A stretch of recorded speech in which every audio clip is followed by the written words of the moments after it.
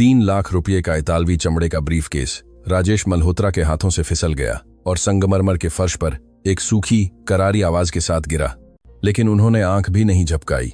उनकी आंखें एक ऐसे दृश्य पर टिकी थीं जिसे दिल्ली और मुंबई के सबसे क्रूर व्यापारों के लिए प्रशिक्षित उनका दिमाग संसाधित प्रोसेस नहीं कर पा रहा था।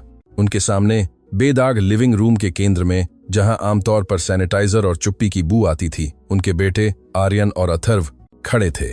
वही बच्चे जिनके बारे में ज्यूरिख और ह्यूस्टन के सर्वश्रेष्ठ विशेषज्ञों ने कहा था कि उन्हें प्रगतिशील मांसपेशी क्षय है जो 5 साल की उम्र से पहले उन्हें व्हील चेयर तक सीमित कर देगा। वही बच्चे जिन्हें छूने से भी राजेश डरते थे, कहीं वे टूट न जाएं।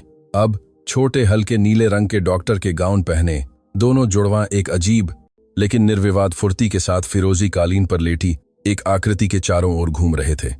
डॉक्टर आर्यन, मरीज की सांसें तेज हो रही हैं। छोटे अथर्व ने एक स्पष्ट और तेज आवाज में चिल्लाया, एक ऐसी आवाज जो राजेश ने महीनों से नहीं सुनी थी। फर्श पर पेट के बल कामिनी, नई सफाई कर्मचारी, लेटी थी। उसने अपनी बेदाग नीली वर्दी पहनी थी, लेकिन इस दृश्य में जो चीज सबसे ज्यादा अजीब लग रही थी वह थे वे चमकीले पीले रबर के दस्ताने जो अभी भी उसके हाथों में थे। वह हिल नहीं रही थी, एक गंभीर रूप से बीमार मरीज होने का नाटक कर रही थी, जबकि जुड़वां हंसते हुए उसके पीठ पर खिलौने वाला स्टेथोस्कोप लगा रहे थे। दोनों में से कमजोर आर्यन ने एक हाथ उठाया और बिना किसी सहारे के कामिनी के सिर की ओर अपने रिफ्लेक्स प्रतिवर्त क्रिया जांचने के लिए 2 मजबूत कदम उठाए। बिना वॉकर के, बिना किसी नर्स के सहारे के, बिना थकावट के 2 कदम। राजेश का खून एक पल में ठंडा पड़ गया और फिर उबल उठा। यह छव्वे उनके 50 यूरो के मासिक चिकित्सा बिलों की वास्तविकता से बुरी तरह टकरा रही थी। अगर उनके बच्चे ऐसे चल सकते थे तो वह 2 साल से किस चीज के लिए भुगतान कर रहे थे। लेकिन पैतृक डर वित्तीय तर्क पर हावी हो गया। घबराहट ने उन्हें अंधा कर दिया। उन्होंने आर्यन को हंसी के मारे थोड़ा लड़खड़ाते देखा और उनके दिमागन में एक घातक पतन का दृश्य कौंध गया। इससे अभी दूर हट जाओ। राजेश की चीख दोहरी ऊंचाई वाली दीवारों में तोप के गोले की तरह गूंज उठी। जादुई दृश्य 1000 टुकड़ों में बिखर गया। जुड़वां बुरी तरह चौंक गए। अपने पिता की दहाड़ से डरकर छोटा आर्यन अपना संतुलन खो बैठा और तुरंत कालीन पर बैठ गया, फूट फूट कर रोने लगा। कामिनी, जो उस क्षण तक एक मुस्कुराती हुई मूर्ति थी, एक बिल्ली जैसी फुर्ती के साथ उठकर घुटनों के बल घूम गई ताकि बच्चों को स्वाभाविक रूप से बचा सके। अपने विनम्र शरीर और सफाई के दस्तानों को मालिक और पिता के क्रोध के बीच लाते हुए, मिस्टर मल्होत्रा, उसने चौड़ी आंखों से कहा, लेकिन अथर्व का हाथ नहीं छोड़ा जो उसकी कड़क वर्दी के कपड़े से चिपटा हुआ था। राजेश ने 3 लंबे डगों में कमरा पार कर लिया। उनके सख्त जूते फैसले की हथौड़ी की तरह गूंज रहे थे। उन्होंने कामिनी को नजरअंदाज किया। वह आर्यन के सामने घुटनों के बल बैठ गए, अपने कांपते हाथों से उसके पैरों की जांच कर रहे थे, फ्रैक्चर ढूंढ रहे थे, वह नुकसान ढूंढ रहे थे जिसके लिए डॉक्टरों ने उन्हें आश्वस्त किया था कि यह स्लाइटेस्ट शारीरिक प्रयास से होगा। दर्द हो रहा है? कुछ टूट तो नहीं गया? राजेश ने पीड़ा से भरी आवाज में पूछा, बच्चे के घुटनों को छूते हुए। आर्यन ने जवाब नहीं दिया। वह बस रो रहा था और कामिनी की ओर इशारा कर रहा था। हम खेल रहे थे पापा, हम नीली लड़की का इलाज कर रहे थे। अथर्व सुबका अपने भाई से पिता के हाथों को दूर धकेलने की कोशिश कर रहा था। राजेश ने ऊपर देखा। उनकी गहरी आंखें, जो आमतौर पर ठंडी और हिसाब किताब करने वाली होती थीं, अब आतंक और शुद्ध क्रोध के मिश्रण से भरी थीं। उन्होंने कामिनी पर अपनी नजरें गड़ा दीं, जो हाँफते हुए फर्श पर बैठी थी। मैं तुम्हें धूल साफ करने के लिए पैसे देता हूं, मेरे बच्चों को मारने के लिए नहीं।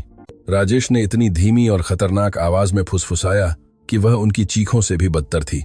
मैंने तुम्हें सटीक निर्देश दिए थे, कोई भी बच्चों को नहीं छुएगा, कोई भी उन्हें प्रमाणित मेडिकल निगरानी के बिना उनकी कुर्सियों से नहीं उठाएगा।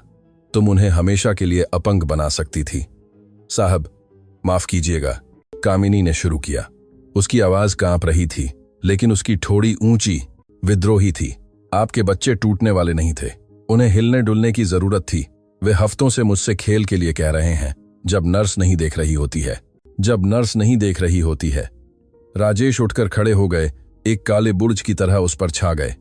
क्या तुम यह सब सुधा के पीठ पीछे कर रही हो? उस मेडिकल टीम के पीठ पीछे जिसे मैंने नियुक्त किया था, क्योंकि वह मेडिकल टीम उन्हें बांध कर रखती है। कामिनी भी खड़ी हो गई। वह उनके मुकाबले छोटी थी, लेकिन आक्रोश ने उसे कद दिया। उन्हें देखिए मिस्टर मल्होत्रा, उन्हें देखिए। आर्यन ने अभी मेरी ओर चलकर आया। अथर्व कूद रहा था।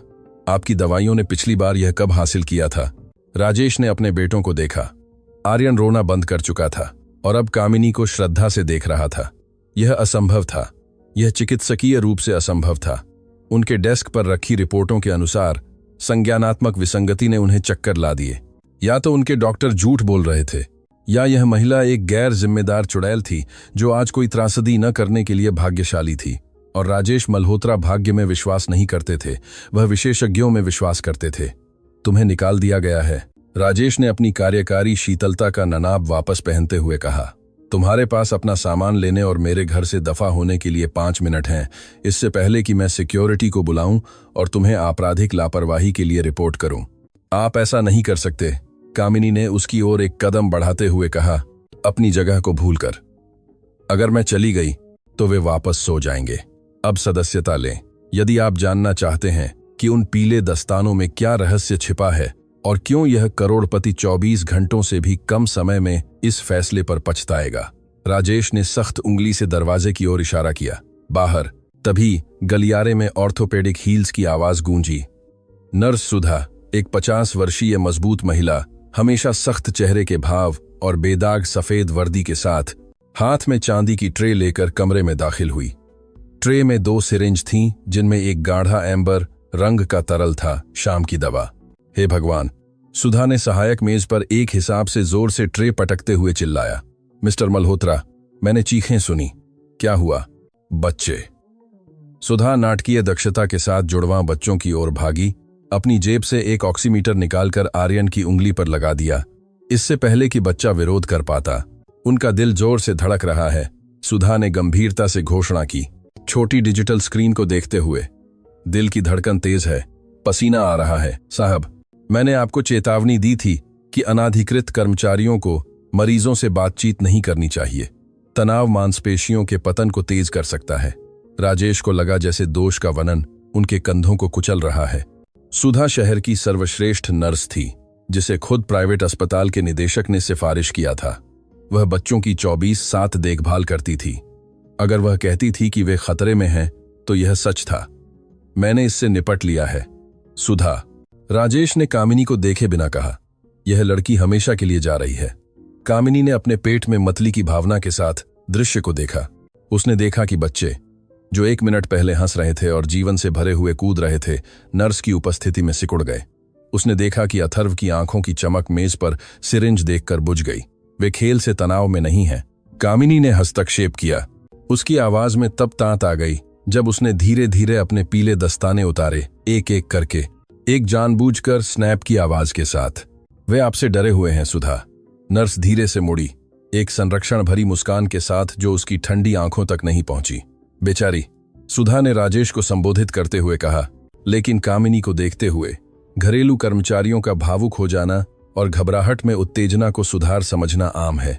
यह अज्ञानी का प्लेसबो प्रभाव है। मिस्टर मल्होत्रा, वह मानती है कि खेलना आनुवंशिक बीमारियों को ठीक कर सकता है। यह प्यारा है लेकिन खतरनाक। यह प्लेसबो नहीं है। कामिनी ने सफेद चमड़े के सोफे पर दस्ताने फेंक दिए, एक अकल्पनीय विद्रोह का इशारा। इन बच्चों में मांसपेशियां हैं, तांत है। उनके पास जो नहीं है वह है ऊर्जा, क्योंकि आप उन्हें नशे में रखती हैं। जो चुप्पी छाई वह पूर्ण थी। राजेश ने कामिनी को देखा, आरोप की निर्भीकता से हैरान। तुम क्या कह रही हो? सोच समझकर कहो। राजेश ने उसकी ओर बढ़ते हुए चेतावनी दी। तुम एक स्वास्थ्य पेशेवर पर कदाचार का आरोप लगा रही हो। यह मानहानि है।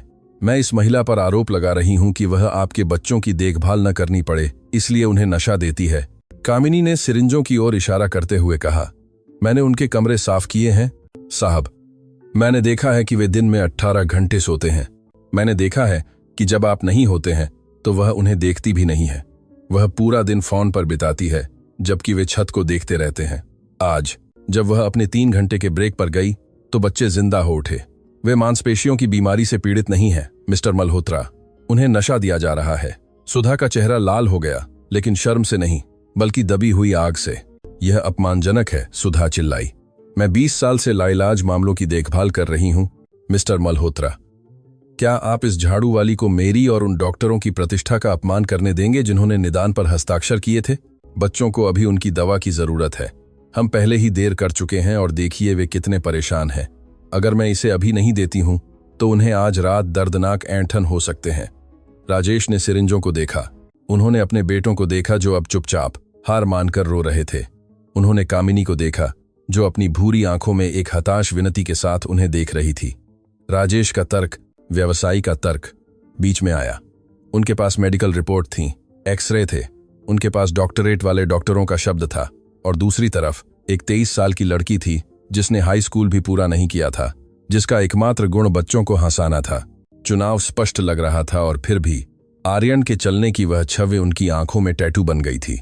सुधा, बच्चों को दवा दो और उन्हें उनके कमरे में ले जाओ, राजेश ने थकी हुई आवाज में अपनी कनपटी रगड़ते हुए आदेश दिया। नहीं, कामिनी मेज की ओर बढ़ने की कोशिश करते हुए चिल्लाई, लेकिन राजेश ने उसे बाह से कसकर पकड़कर रोक लिया। बस, उन्होंने कहा। उनकी पकड़ मजबूत थी लेकिन हिंसक नहीं थी। यह एक ऐसे आदमी की पकड़ थी जो एक असफल सौदा बंद कर रहा था। मैं तुम्हें पूरे महीने का भुगतान करूंगा, लेकिन तुम अभी जाओ, और अगर मैंने तुम्हें फिर कभी इस संपत्ति या मेरे बच्चों के आसपास देखा तो मैं तुम्हें आश्वासन देता हूं कि तुम्हें इस देश में फुटपाथ साफा करने का काम भी नहीं मिलेगा।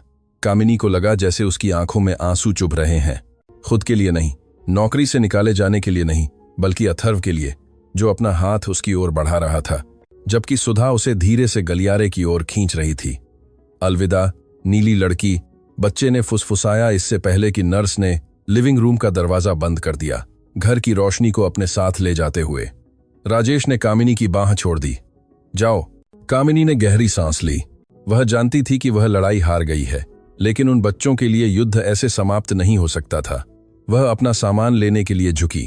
अपना बैग उठाते समय उसकी नजर उन पीले दस्तानों पर पड़ी जिन्हें उसने सोफे पर फेंक दिया था।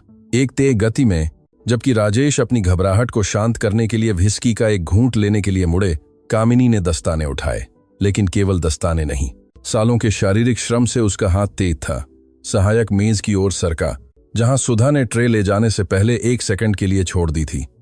सिरिंजों के बगल में एक छोटी खाली कांच की शीशी थी, वह शीशी जिससे सुधा ने तरल निकाला था। कोई खाली शीशी पर ध्यान नहीं देगा, वह कचरा था। कामिनी ने उसे बाएं दस्ताने के अंगूठे के अंदर डाल दिया और मुट्ठी में दस्ताने को सिकोड़ लिया। मैं जा रही हूं, मिस्टर मल्होत्रा, कामिनी ने मुख्य दरवाजे की ओर चलते हुए कहा। वह प्रवेश द्वार के आर्च के नीचे 1 सेकंड के लिए रुकी। उसके पीछे बारिश खिड़कियों से टकरा रही थी। लेकिन मैं आपको एक मुफ्त सवाल छोड़ रही हूं, आपके डॉक्टरों की सलाह की तरह नहीं।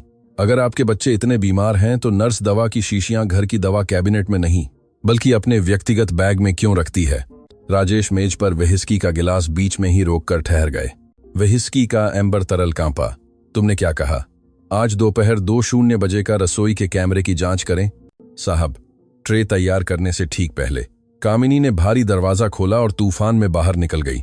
ठंडी हवा ने उसे मारा, लेकिन उसने पीले दस्ताने को अपनी छाती से कसकर दबा लिया।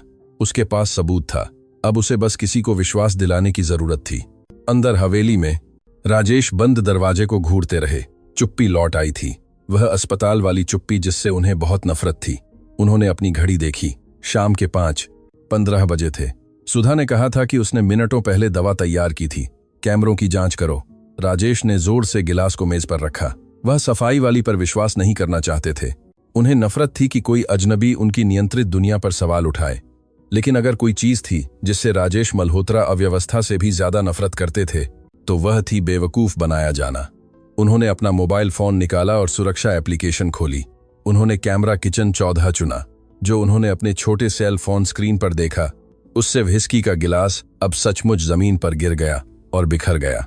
सुधा खास फ्रिज से दवा नहीं निकाल रही थी। वह अपने ही बैग से निकाली गई एक बिना लेबल वाली प्लास्टिक की बोतल से कुछ तरल डाल रही थी, उसे संतरे के रस में मिला रही थी। राजेश को एक सिहरन महसूस हुई जिसका एयर कंडीशनिंग से कोई लेना देना नहीं था। वह सीढ़ियों की ओर भागे, 2-2 कदम चढ़ते हुए। उन्हें उस इंजेक्शन को रोकना था, लेकिन ऊपरी मंजिल के गलियारे में पहुंचकर उन्होंने दुनिया की सबसे भयानक आवाज सुनी। पूर्ण चुप्पी, न रोना न हंसना। उन्होंने बच्चों के कमरे का दरवाजा धड़ाम से खोला। सुधा वहीं थी, खाली सिरिंजों को रखते हुए। जुड़वां बच्चे अपनी बिस्तरों पर थे, आंखें शीशे जैसी, कहीं नहीं देख रहे थे। हल्का सा लार टपक रही थी। वे अब सो रहे हैं साहब। सुधा ने अपने होंठों पर उंगली रखते हुए एक भयानक मिठास के साथ फुसफुसाया। देवदूतों को आराम की जरूरत है। राजेश ने अपने बेटों को देखा, फिर नर्स को, और अपने जीवन में पहली बार उन्होंने एक शिकारी की आदिम प्रेरणा महसूस की जो अपने घोंसले में एक खतरा खोजता है, लेकिन वह सबूत के बिना कार्य नहीं कर सकते थे। अभी नहीं। उन्हें जानना था कि उस सिरिंज में आखिर क्या शैतान था, और एकमात्र व्यक्ति जिसके पास सुराग था उसे अभी अभी बारिश में बाहर निकाल दिया गया था। राजेश अपने बेटों के बिस्तरों के बगल में खड़े रहे, कमरे की उदासी में नमक की मूर्ति की तरह स्थिर। एकमात्र आवाज अस्पताल ग्रेड वायु शोधक की लयबद्ध और लगभग अगोचर भिनभिनाहट और आर्यन और अथर्व की भारी, लगभग कृत्रिम सांसें थीं। सिर्फ 1 घंटा पहले वही बच्चे हंस रहे थे। 1 घंटा पहले उनके गालों पर रंगत थी और उनकी आंखों में शरारत की एक चिंगारी थी जो राजेश ने उन्हें रेंगना सीखने के बाद से नहीं देखी थी। अब सुधा की दवा के प्रभाव में वे टूटे हुए चीनी मिट्टी के गुड़िया जैसे लग रहे थे, पीले और दुनिया से कटे हुए। दोष ने राजेश की छाती पर एक हथौड़े की तांत से वार किया। वह आर्यन के पास गए और अपने हाथ के पिछले हिस्से से बच्चे के माथे को छुआ। वह ठंडा, नम था। यह खेलने से थके हुए बच्चे की आरामदायक नींद नहीं थी, यह एक सेडेटेड मरीज का रासायनिक बेहोशी थी। यह सब यहां तक कैसे पहुंच गया? उनका दिमाग है, जो आमतौर पर लाखों के अनुबंधों में धोखाधड़ी का पता लगाने में तेज था, अतीत में चला गया। उस दिन जब उनके व्यक्तिगत दुःस्वप्न की शुरुआत हुई थी। 2 साल पहले ज्यूरिख, यूरोप का सबसे महंगा क्लिनिक। 3 अंतर्राष्ट्रीय पुरस्कारों वाले एक डॉक्टर ने उन्हें कुछ एक्सरे दिखाए जो राजेश नहीं समझे, और धीरे पेशेवर आवाज में कहा, तेज प्रगति के साथ एटिपिकल मस्कुलर डिस्ट्रॉफी। सबसे बुरे के लिए तैयार हो जाइए मिस्टर मल्होत्रा, आपकी मांसपेशियां बस काम करना भूल जाएंगी। राजेश ने इस निदान को एक ईश्वरीय सशा के रूप में स्वीकार कर लिया था। वह विज्ञान पर सवाल उठाने वाले कौन होते थे? अगर पैसा कोई समाधान खरीद सकता था तो वह उसका भुगतान करेंगे, और उन्होंने किया। उन्होंने अपनी हवेली को एक बांझ किले में बदल दिया। उन्होंने सुधा को, सबसे अच्छी जेरियाट्रिक और पीडियाट्रिक नर्स को, पूर्ण वफादारी सुनिश्चित करने के लिए बाजार वेतन का 3 गुना भुगतान किया। उन्होंने जापान से आयातित एर्गोनॉमिक व्हील चेयर खरीदी जिनकी कीमत एक स्पोर्ट्स कार से ज्यादा थी। सब कुछ ताकि उनके बच्चे मुरझाते समय आरामदायक रहें। और फिर कामिनी आई। राजेश ने मुट्ठियां भींचते हुए आंखें बंद कर लीं। कामिनी चिकित्सा योजना का हिस्सा नहीं थी, वह एक प्रशासनिक गलती थी। जब पिछली सफाई कर्मचारी सेवानिवृत्त हुई तो भरने वाला एक खालीपन। उन्हें 5 मिनट का इंटरव्यू याद आया। लॉबी में वह 23 साल की थी। वह एक दूरदराज के गांव से आई थी और उसे अपनी बीमार मां को पैसे भेजने के लिए पैसे की जरूरत थी। राजेश ने शायद ही उसका चेहरा देखा हो। उन्हें बस परवाह थी कि उसका आपराधिक रिकॉर्ड साफ हो और उसे हाइपोएलर्जेनिक उत्पादों का उपयोग करना आता हो, जो घर के प्रोटोकॉल की मांग थी। अदृश्य रहना, उन्होंने पहले दिन उससे कहा था। बच्चे नाजुक हैं, शोर मत करना, धूल मत उठाना, और सबसे बढ़कर उन्हें परेशान मत करना। कामिनी ने आज्ञा का पालन किया, या उन्हें ऐसा लगा। वह अदृश्य हो गई, नीली वर्दी में एक परछाई जो खिड़कियों को बेदाग और फर्शों को चमकदार छोड़ जाती थी। लेकिन राजेश अपने दर्द और अपने व्यस्त कार्यक्रम से अंधे यह नहीं देख पाए कि वास्तव में क्या हो रहा था। उन्होंने यह नहीं देखा कि आर्यन और अथर्व के लिए वह अदृश्य लड़की उनके प्लास्टिक की दुनिया में एकमात्र वास्तविक चीज थी। डॉक्टर सफेद कोट, ठंडी सुइयों और गंभीर चेहरों के साथ आते थे। सुधा कड़वी सिरप और लगातार मनाही के साथ आती थी। दौड़ो मत, हिलो मत, थक जाओगे। वे जेलर थे, लेकिन कामिनी संगीत के साथ आती थी। अब अपने सोए हुए बेटों को देखते हुए राजेश को वह विवरण समझ में आया जो उनसे लिविंग रूम के दृश्य में चूक गया था। पीले दस्ताने, वे भड़कीले, हास्यास्पद रबर के दस्ताने, एक मिनिमलिस्ट डिजाइन हवेली के लिए। राजेश के लिए वे सफाई के उपकरण थे। बच्चों के लिए वे दस्ताने किरदार थे, कठपुतलियां थे। वे जादुई हाथ थे जो गुदगुदी करते थे, जो ताली बजाते थे, जो उन्हें अप्राप्य तक पहुंचने के लिए चुनौती देते थे। राजेश ने कमरे के बाथरूम के बंद दरवाजे की ओर देखा। सुधा वहीं थी, दवाएं लगाते हुए गुनगुना रही थी। राजेश को इतना तीव्र क्रोध महसूस हुआ कि उन्हें वहीं जाकर उसका गला घोंटने के लिए पालने की रेलिंग को पकड़ना पड़ा। लेकिन ठंडी तर्कशक्ति उन पर वापस आ गई। कामिनी ने उन्हें कैमरे जांचने के लिए कहा था। अगर आपके बच्चे इतने बीमार हैं, सफाई वाली का वाक्य उनके सिर में एक अलार्म की घंटी की तरह गूंज रहा था। राजेश बच्चों के कमरे से दबे पांव बाहर निकले, अपने ही घर में एक भूत की तरह। वह बाथरूम से बाहर निकलती हुई सुधा के पास से गुजरे। मैं दफ्तर जा रहा हूं काम करने के लिए, मुझे परेशान मत करना, राजेश ने उसे देखे बिना कहा। उनकी आवाज मृत, संदेह न जगाने के लिए एकदम सही लगी। आराम करें मिस्टर मल्होत्रा, देवदूत अच्छे हाथों में है, सुधा ने उस चिपचिपी मुस्कान के साथ जवाब दिया जो अब उन्हें शैतानी लग रही थी। राजेश सीढ़ियों से नीचे उतरे, मुख्य लिविंग रूम को पार किया जहां अभी भी गिरा हुआ ब्रीफकेस पड़ा था, और अपने निजी दफ्तर में प्रवेश किया। उन्होंने दरवाजा बंद कर लिया और बोल्ट लगा दिया। वह किताबों की अलमारी की ओर चले, कला इतिहास की एक नकली जिल्द को हटाया और छिपे हुए पैनल को उजागर किया। उन्होंने कोड डायल किया। दीवार आसानी से सरकी। सुरक्षा कक्ष का खुलासा हुआ। यह एक तकनीकी बंकर था। 12 हाई डेफिनिशन मॉनिटर अंधेरे में टिमटिमा रहे थे, संपत्ति के हर कोने को वास्तविक समय में दिखा रहे थे। लेकिन राजेश वर्तमान में रुचि नहीं रखते थे, वह अतीत में रुचि रखते थे। वह एर्गोनॉमिक चमड़े की कुर्सी पर बैठ गए। उनके हाथ कीबोर्ड पर हल्के से कांप रहे थे। सिस्टम, रिकॉर्डिंग फाइल तक पहुंचो। कैमरा, मुख्य लिविंग रूम। तारीख, पिछले 7 दिन। सिस्टम ने आदेश को संसाधित किया। राजेश ने गहरी सांस ली। वह उस सच्चाई को देखने वाले थे जिसे उन्होंने महीनों से नजरअंदाजा किया था। वह देखने वाले थे कि क्या वह अपने बेटों के तारणहार थे या उनके अनजाने जल्लाद। मॉनिटरों की नीली रोशनी ने राजेश के तनावग्रस्त चेहरे को रोशन किया, उनकी आंखों के नीचे गहरे घेरों को चिह्नित किया। केंद्रीय स्क्रीन पर वीडियो चलना शुरू हुआ। तारीख मंगलवार सुबह 10 बजे चिह्नित थी। छवि कुरकुरी थी, आठक गुणवत्ता। लिविंग रूम सुबह की धूप में नहाया हुआ था। फ्रेम में जुड़वां बच्चे अपनी हाईटेक व्हील चेयर में सिर झुकाए ऊब चुके दिखाई दिए। पृष्ठभूमि में सुधा सोफे पर बैठी थी, एक स्पीटन के लिए में 8 गुणवत्ता। सेंटर टेबल पर पैर रखे हुए थी, कुछ ऐसा जो सख्त मना था। अपने मोबाइल फोन पर जोर से बात कर रही थी, बच्चों को पूरी तरह से नजरअंदाज करते हुए। राजेश ने अपनी जबड़े को भींचा। वह उस महिला को उन्हें प्रोत्साहित करने, उनकी देखभाल करने के लिए भुगतान कर रहे थे और वह उन्हें फर्नीचर की तरह व्यवहार कर रही थी। तभी बगल का दरवाजा खुला। कामिनी अंदर आई। वह पोंछे की बाल्टी और, जाहिर है, पीले दस्ताने लिए हुए थी। जिस क्षण बच्चों ने उसे देखा, उनके सिर ऊपर उठ गए। ऐसा लगा जैसे किसी ने उनके अंदर एक स्विच ऑन कर दिया हो। स्क्रीन पर कामिनी ने बाल्टी रखी, सुधा की ओर देखा जो बिल्कुल भी परेशान नहीं हुई, और फिर जुड़वां बच्चों को आंख मारी। कामिनी ने बगीचे की ओर वाली बड़ी खिड़की को साफ करना शुरू कर दिया, लेकिन वह सामान्य तरीके से साफ नहीं कर रही थी। वह व्यापक, अतिरंजित, लयबद्ध हरकतें कर रही थी। उसने नाचना शुरू कर दिया। राजेश अपना चेहरा स्क्रीन के पास लाए, मोहित और हॉरिफाइड दोनों। कामिनी, सेवा वर्दी में विनम्र लड़की, बदल गई। उसने सबसे ऊंचे कांच पर कपड़ा मारते हुए एक परिपूर्ण बैले पिरोएट किया। फिर वह एक गहरी स्क्वाट में नीचे गई, नीचे के हिस्से को नानाकत से साफ किया, और फिर चमत्कार हुआ। अथर्व, वह जुड़वां जिसके पैरों को डॉक्टरों ने सबसे कमजोर बताया था, अपनी कुर्सी से उसकी नज़ल करने लगा। उसने आसमान साफ करने की गति की नज़ल करते हुए अपनी बाहें उठाईं। आर्यन ने भी ऐसा ही किया। वे हंस रहे थे, यह उनके चेहरों पर दिख रहा था, भले ही ऑडियो धीमा था। कामिनी उनकी ओर मुड़ी। उन्हें डांटने या उन पर तरस खाने के बजाय उसने अपनी कमर पर हाथ रखे, चमकीले पीले हाथ, और उन्हें एक चुनौती का इशारा दिया। ऐसा लग रहा था जैसे वह कह रही हो, बस इतना ही है क्या तुम्हारे पास? राजेश ने देखा कि कामिनी उनके पास गई और अपने हाथ उनकी ओर बढ़ाए। उसने उन्हें उठाया नहीं, उसने उन्हें आलू के बोरों की तरह नहीं उठाया जैसा कि सुधा और चिकित्सक करते थे। उसने बस अपना हाथ सहारा देने के लिए दिया और इंतजार किया, अनंत धैर्य के साथ इंतजार किया।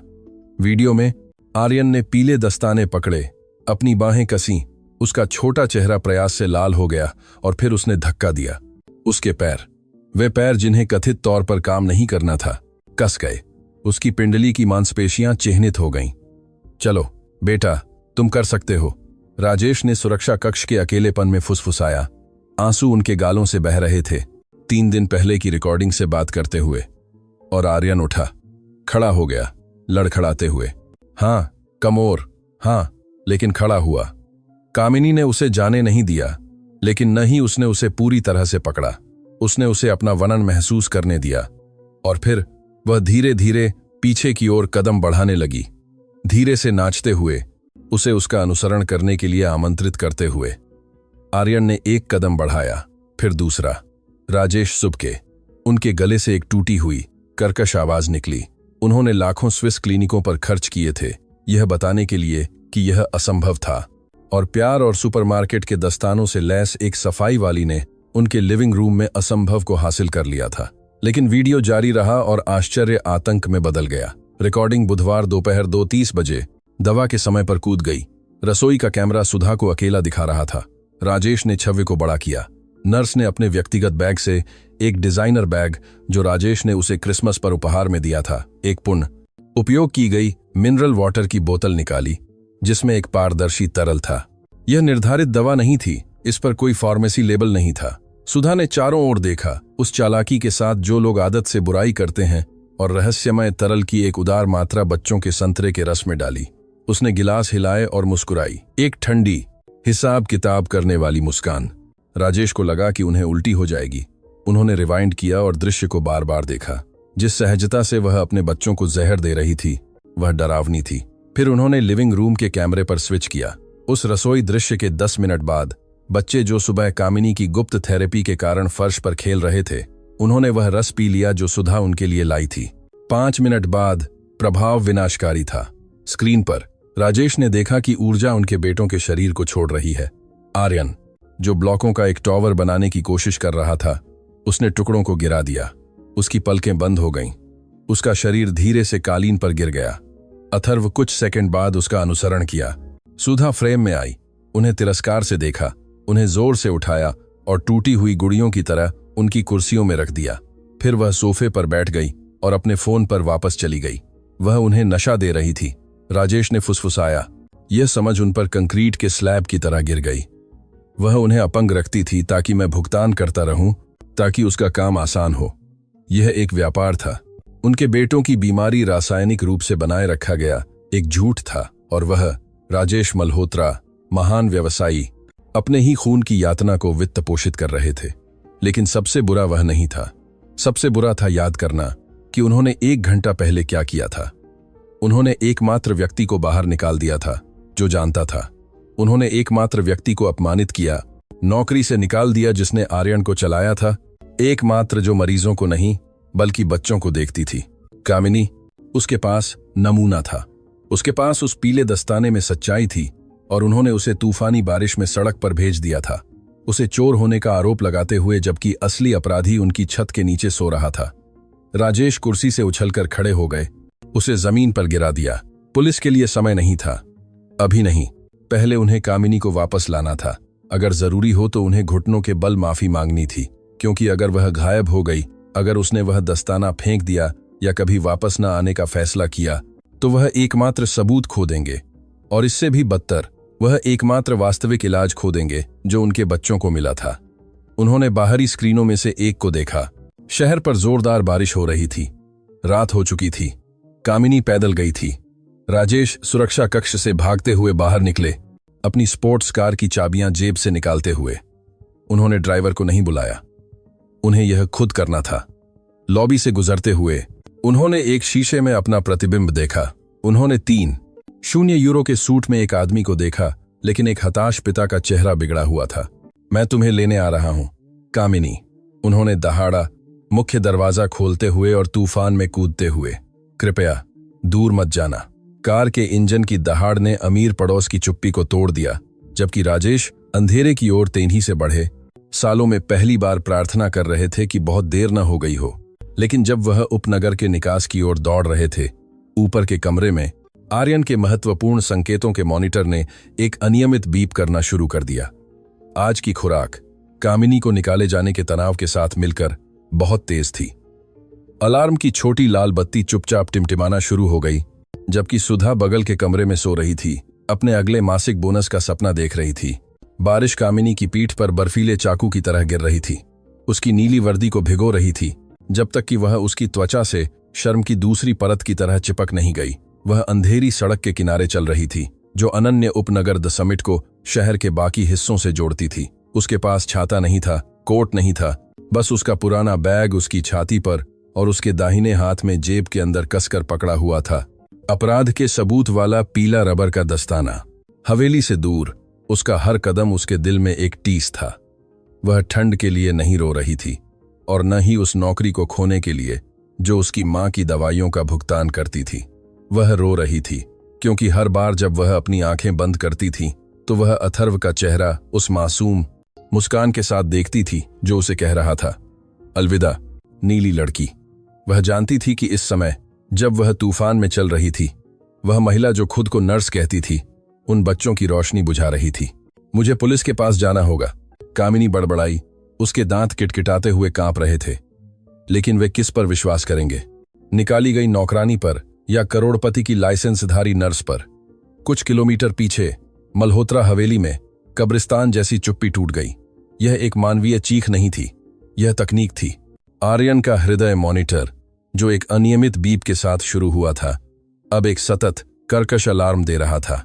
Beep beep beep. बगल के कमरे में सुधा उछलकर जागी। वह हेडफोन लगाकर अपने टैबलेट पर एक सीरीज देखते हुए सो गई थी। उसने हेडफोन फाड़ दिए और अलार्म सुना। उसका दिल धड़क उठा, मातृत्व की चिंता से नहीं बल्कि शुद्ध अस्तित्व की गणना से। वह बच्चों के कमरे की ओर भागी। दृश्य भयानक था। आर्यन बिस्तर पर धनुष आकार था। उसका छोटा शरीर एक मूक ऐंठन के बीच सख्त हो गया था। उसके होंठ, जो पहले गुलाबी थे, अब बैंगनी रंग के थे। उसके बगल में अथर्व भयानक कठिनाई से सांस ले रहा था, जैसे उसके सीने पर एक अदृश्य वडन हो। हर सांस में एक घरघराहट की आवाज कर रहा था। लानत है, सुधा चिल्लाई। उसका चेहरा घबराहट से विकृत हो गया। खुराक, मैंने मिश्रण में गलती कर दी। सुधा ने मिनरल वाटर की बोतल को देखा, जिसका उपयोग वह मांसपेशी शामक को छिपाने के लिए करती थी। वह लगभग खाली थी। कामिनी के साथ बहस की अपनी जल्दबाजी और क्रोध में उसने रस में सामान्य मात्रा का तिगुना डाल दिया था। उसने न केवल उन्हें सेडेट किया था, बल्कि उन्हें आसन्न श्वसन विफलता भी दी थी। उसका दिमाग ठंडा और द्वेषपूर्ण प्रति सेकंड 1000 की गति से काम किया। अगर वह आपातकालीन सेवाओं को बुलाती तो वे विश्लेषण करेंगे। अगर वे विश्लेषण करते तो उन्हें घातक खुराक में निषिद्ध मांसपेशी शामक मिलेगा। वह सालों तक जेल जाएगी, अपना लाइसेंस, अपनी प्रतिष्ठा, अपना पैसा खो देगी, जब तक कि कोई बलि का बकरा न हो। सुधा घर के लैंडलाइन की ओर दौड़ी और आपातकालीन नंबर डायल किया। इससे पहले कि वे जवाब देते, वह एक हिस्टेरिकल रोने का नाटक कर रही थी। एम्बुलेंस, मुझे एम्बुलेंस चाहिए। मल्होत्रा हवेली में तुरंत, वह चिल्लाई, अपनी सफेद कोट को थोड़ा फाड़कर अस्त व्यस्त और व्यथित दिखने के लिए। मेरे मरीज, मुझे लगता है कि उन्हें जहर दिया गया है। घरेलू कर्मचारी। उसने जाने से पहले उन्हें कुछ दिया था। उसने फोन काट दिया और तुरंत राजेश का नंबर डायल किया। इस बीच गीली सड़क पर एक स्पोर्ट्स कार की जेनॉन हेडलाइट्स ने अंधेरे को चीर दिया। राजेश स्टीयरिंग व्हील पर अपनी उंगलियों को सफेद करके गाड़ी चला रहे थे, गति सीमा को नजरअंदाज करते हुए। उनकी आंखें फुटपाथ को कामिनी की छोटी आकृति की तलाश में स्कैन कर रही थीं। बारिश इतनी घनी थी कि वह मुश्किल से 2 मीटर तक देख सकते थे, लेकिन वह जानते थे कि वह ज्यादा दूर नहीं गई होगी। तभी उनके फोन, जो कार के ऑडियो सिस्टम से जुड़े हुए थे, सुधा के रिंगटोन के साथ फट पड़े। राजेश ने डर को अपने गले में फंसाए हुए जवाब दिया, हाँ मिस्टर मल्होत्रा, वापस आ जाओ, वे मर रहे हैं। आर्यन और अथर्व मर रहे हैं। सुधा की आवाज कार के केबिन को भर गई, नकली चीखों से विकृत। राजेश को लगा कि कार गीले डामर पर फिसल रही है। दुनिया ठहर गई। क्या हो रहा है? राजेश दहाड़े, मैं अभी निकला हूं। उन्हें ऐंठन हो रही है। सुधा रोई, यह वह महिला है। कामिनी, मुझे फर्श पर एक नीला पाउडर मिला। उसने उन्हें कुछ दिया। उसने तुम्हें नौकरी से निकालने के बदले में बदला लेने के लिए उन्हें जहर दे दिया है। एम्बुलेंस पहले ही आ रही है। झूठ एकदम सही, क्रूर था। राजेश को एक मिलीसेकंड के लिए एक चुभने वाला संदेह महसूस हुआ। अगर सुधा सही थी और अगर कामिनी पागल थी। लेकिन फिर उन्हें वीडियो याद आया। उन्हें कामिनी का नाचना याद आया। उन्हें सुधा का बिना लेबल वाली शीशी से तरल डालना याद आया। मैं आ रहा हूं, राजेश ने कहा और फोन काट दिया। लेकिन उन्होंने यू टर्न नहीं लिया। उन्होंने त्वरक को पूरी तरह से दबा दिया, लेकिन घर की ओर नहीं। वह आगे बढ़ते रहे, क्योंकि कुछ मीटर आगे एक टिमटिमाते स्ट्रीट लाइट के नीचे उन्होंने हवा के विपरीत चलती हुई एक सिकुड़ी हुई आकृति देखी। राजेश ने कामिनी का रास्ता रोकते हुए नियंत्रित स्किड के साथ स्पोर्ट्स कार को ब्रेक लगाया। कामिनी डरकर रुक गई। चकाचौंध करने वाली रोशनी से अपनी आंखें ढक रही थी। उसने सोचा कि यह पुलिस है या राजेश उसे पूरी तरह से अपमानित करने के लिए आ रहे हैं। ड्राइवर का दरवाजा ऊपर की ओर खुला। राजेश 3 यूरो के अपने सूट की परवाह किए बिना बारिश में बाहर निकले, उसकी ओर दौड़े। कामिनी पीछे हट गई, अपनी पीठ को सड़क की सुरक्षा रेलिंग से चिपका लिया। मैंने कुछ नहीं चुराया, वह पीली दस्ताने को ढाल की तरह निकालते हुए चिल्लाई। मेरे पास यहां सबूत है। राजेश ने उस पर हमला नहीं किया। वह आधा मीटर दूर, भीगे हुए, बाल माथे से चिपके हुए और एक ऐसे भाव के साथ रुके जिसे कामिनी ने कभी एक करोड़पति के चेहरे पर देखने की उम्मीद नहीं की थी। पूर्ण निराशा। कार में बैठो, राजेश ने कहा। उनकी आवाज एक आदेश नहीं थी, यह एक विनती थी। नहीं, तुमने मुझे निकाल दिया था, कामिनी कांपते हुए बड़बड़ाई। आर्यन मर रहा है, राजेश चिल्लाए और उनकी आवाज एक सिसकी में टूट गई। सुधा ने अभी मुझे फोन किया है, वह कहती है कि उन्हें ऐंठन हो रही है। कामिनी को लगा कि उसके पैर जवाब दे रहे हैं। ठंड गायब हो गई, उसकी जगह एड्रेनालाइन की आग ने ले ली। ओवरडोज, उसने फुसफुसाया। उसने उन्हें बहुत ज्यादा दे दिया। वह कहती है कि यह तुम थी, राजेश ने उसकी आंखों में देखते हुए अंतिम सत्य की तलाश करते हुए कहा। वह कहती है कि तुमने उन्हें जहर दिया। कामिनी एक कदम आगे बढ़ी। राजेश के भीगे हुए सूट के लैपल को आश्चर्यजनक तांत से पकड़ लिया। आपने देखा कि मैं उन्हें कैसे देखती थी। आप जानते हैं कि मैं इन बच्चों के लिए अपनी जान दे दूंगी, उसने बारिश में चिल्लाया। वह अपनी गलती को छिपाने के लिए उन्हें मार रही है। मुझे उनके पास ले चलो, मुझे पता है कि उन्होंने क्या लिया है। राजेश ने एक बार सिर हिलाया। उन्होंने उसका हाथ पकड़ा, उनका नरम और सुव्यवस्थित हाथ उसके ठंडे और कामकाजी हाथ के बीच, और उसे कार की ओर खींच लिया। चलो, अगर वे मरते हैं तो आज हम सब मर जाएंगे। स्पोर्ट्स कार का इंजन एक घायल जानवर की तरह दहाड़ उठा, जबकि राजेश ने गीले डामर पर रबर जलाते हुए एक निषिद्ध यू टर्न लिया। कार एक 180 किमी घंटा की रफ्तार से सड़क को निगलते हुए हवेली की ओर वापस निकल गई। अंदर चुप्पी तनावपूर्ण थी। कामिनी चमड़े की सीट से चिपकी हुई थी, पीले दस्ताने को अपनी छाती से कसकर दबाए हुए थी, जैसे कि वह एक माला हो। राजेश एक हाथ से गाड़ी चला रहे थे और दूसरे से अपने मोबाइल पर तेमही से डायल कर रहे थे। आप किसे फोन कर रहे हैं? कामिनी ने कार के जीपीएस स्क्रीन को देखते हुए पूछा। सेंट्रल अस्पताल के निदेशक को। वह मेरे दोस्त हैं। मुझे जरूरत है कि वे जहर विज्ञान इकाई तैयार करें, राजेश ने सख्त जबड़े के साथ जवाब दिया। एम्बुलेंस पहले ही घर पहुंच रही होगी। हम वहां इंतजार नहीं करेंगे, हम उन्हें इंटरसेप्ट करेंगे या उनका पीछा करेंगे। मिस्टर मल्होत्रा, कामिनी ने राजेश के गंभीर प्रोफाइल को देखते हुए एक पल के लिए संकोच किया। आप मेरे लिए वापस क्यों आए? आप सीधे घर जा सकते थे। राजेश ने सड़क से अपनी नजर नहीं हटाई जहां बारिश की बूंदें विंडशील्ड से टकरा रही थीं। क्योंकि मैंने वीडियो देखे, कामिनी, उन्होंने स्वीकार किया। उनकी आवाज भारी और पछतावे से भरी हुई थी। मैंने देखा कि तुमने सुबह क्या किया। मैंने आर्यन को चलते देखा और मैंने सुधा को पेय तैयार करते देखा। कामिनी ने वह हवा बाहर छोड़ी जिसे वह नहीं जानती थी कि वह रोक रही थी। उन्होंने उस पर विश्वास किया। आखिरकार किसी ने उस पर विश्वास किया। यह एक मांसपेशी शामक है, कामिनी ने दस्ताने की उंगली से छोटी शीशी निकालते हुए तेजी से कहा। मैंने उसे एक बार फोन पर बात करते सुना था। उसने सक्सिनिलकोलिन या ऐसा ही कुछ कहा था कि वह इसे ब्लैक मार्केट से प्राप्त कर रही थी। उसने कहा कि यह उन्हें गुड़ियों की तरह शांत रखता है। राजेश ने जोर से स्टीयरिंग व्हील पर मारा। सक्सिनिलकोलिन, वह सांस लेने वाली मांसपेशियों को लकवा मार देता है, इसलिए अथर्व घरघरा रहा था। वे होश में रहते हुए दम घुट रहे हैं। राजेश ने त्वरक को पूरी तरह से दबा दिया। कार तूफान के नीचे एक चांदी का धब्बा बन गई। जब वे हवेली के प्रवेश द्वार पर पहुंचे तो एम्बुलेंस की लाल और नीली बत्तियां पत्थर की दीवारों से टकराते हुए पहले ही घूम रही थीं। मुख्य दरवाजा खुला था। पैरामेडिक्स की एक टीम 2 छोटे स्ट्रेचरों को धक्का देते हुए बाहर भाग रही थी। राजेश ने एम्बुलेंस के सामने तेंधी से ब्रेक लगाया, जिससे निकास आंशिक रूप से अवरुद्ध हो गया। वह कार पूरी तरह से रुकने से पहले ही बाहर कूद गए। कामिनी अपनी भीगी हुई कपड़े की चप्पलों के साथ भागते हुए उनके पीछे चली गई। सुधा वहीं थी, एम्बुलेंस के पीछे के दरवाजे के पास, अपने जीवन की भूमिका निभा रही थी। वह रो रही थी, अपने हाथों को रगड़ रही थी, पैरामेडिक्स को निर्देश चिल्ला रही थी। कार्डियक अरेस्ट, संभावित साइनाइड या चूहे के जहर से जहर दिया गया, सुधा चिल्लाई। घरेलू कर्मचारी को सफाई के जहर तक पहुंच थी। राजेश को देखते ही सुधा उन्हें गले लगाने की कोशिश करते हुए उनकी ओर दौड़ी। ओह मिस्टर मल्होत्रा, भगवान का शुक्र है, यह भयानक है। फिर उसकी आंखें कामिनी पर गड़ गईं, जो उसके पीछे आ रही थी। सुधा का भाव दर्द से एक आरोपी क्रोध में बदल गया। तुम हथियारी, तुम्हारी यहां वापस आने की हिम्मत कैसे हुई?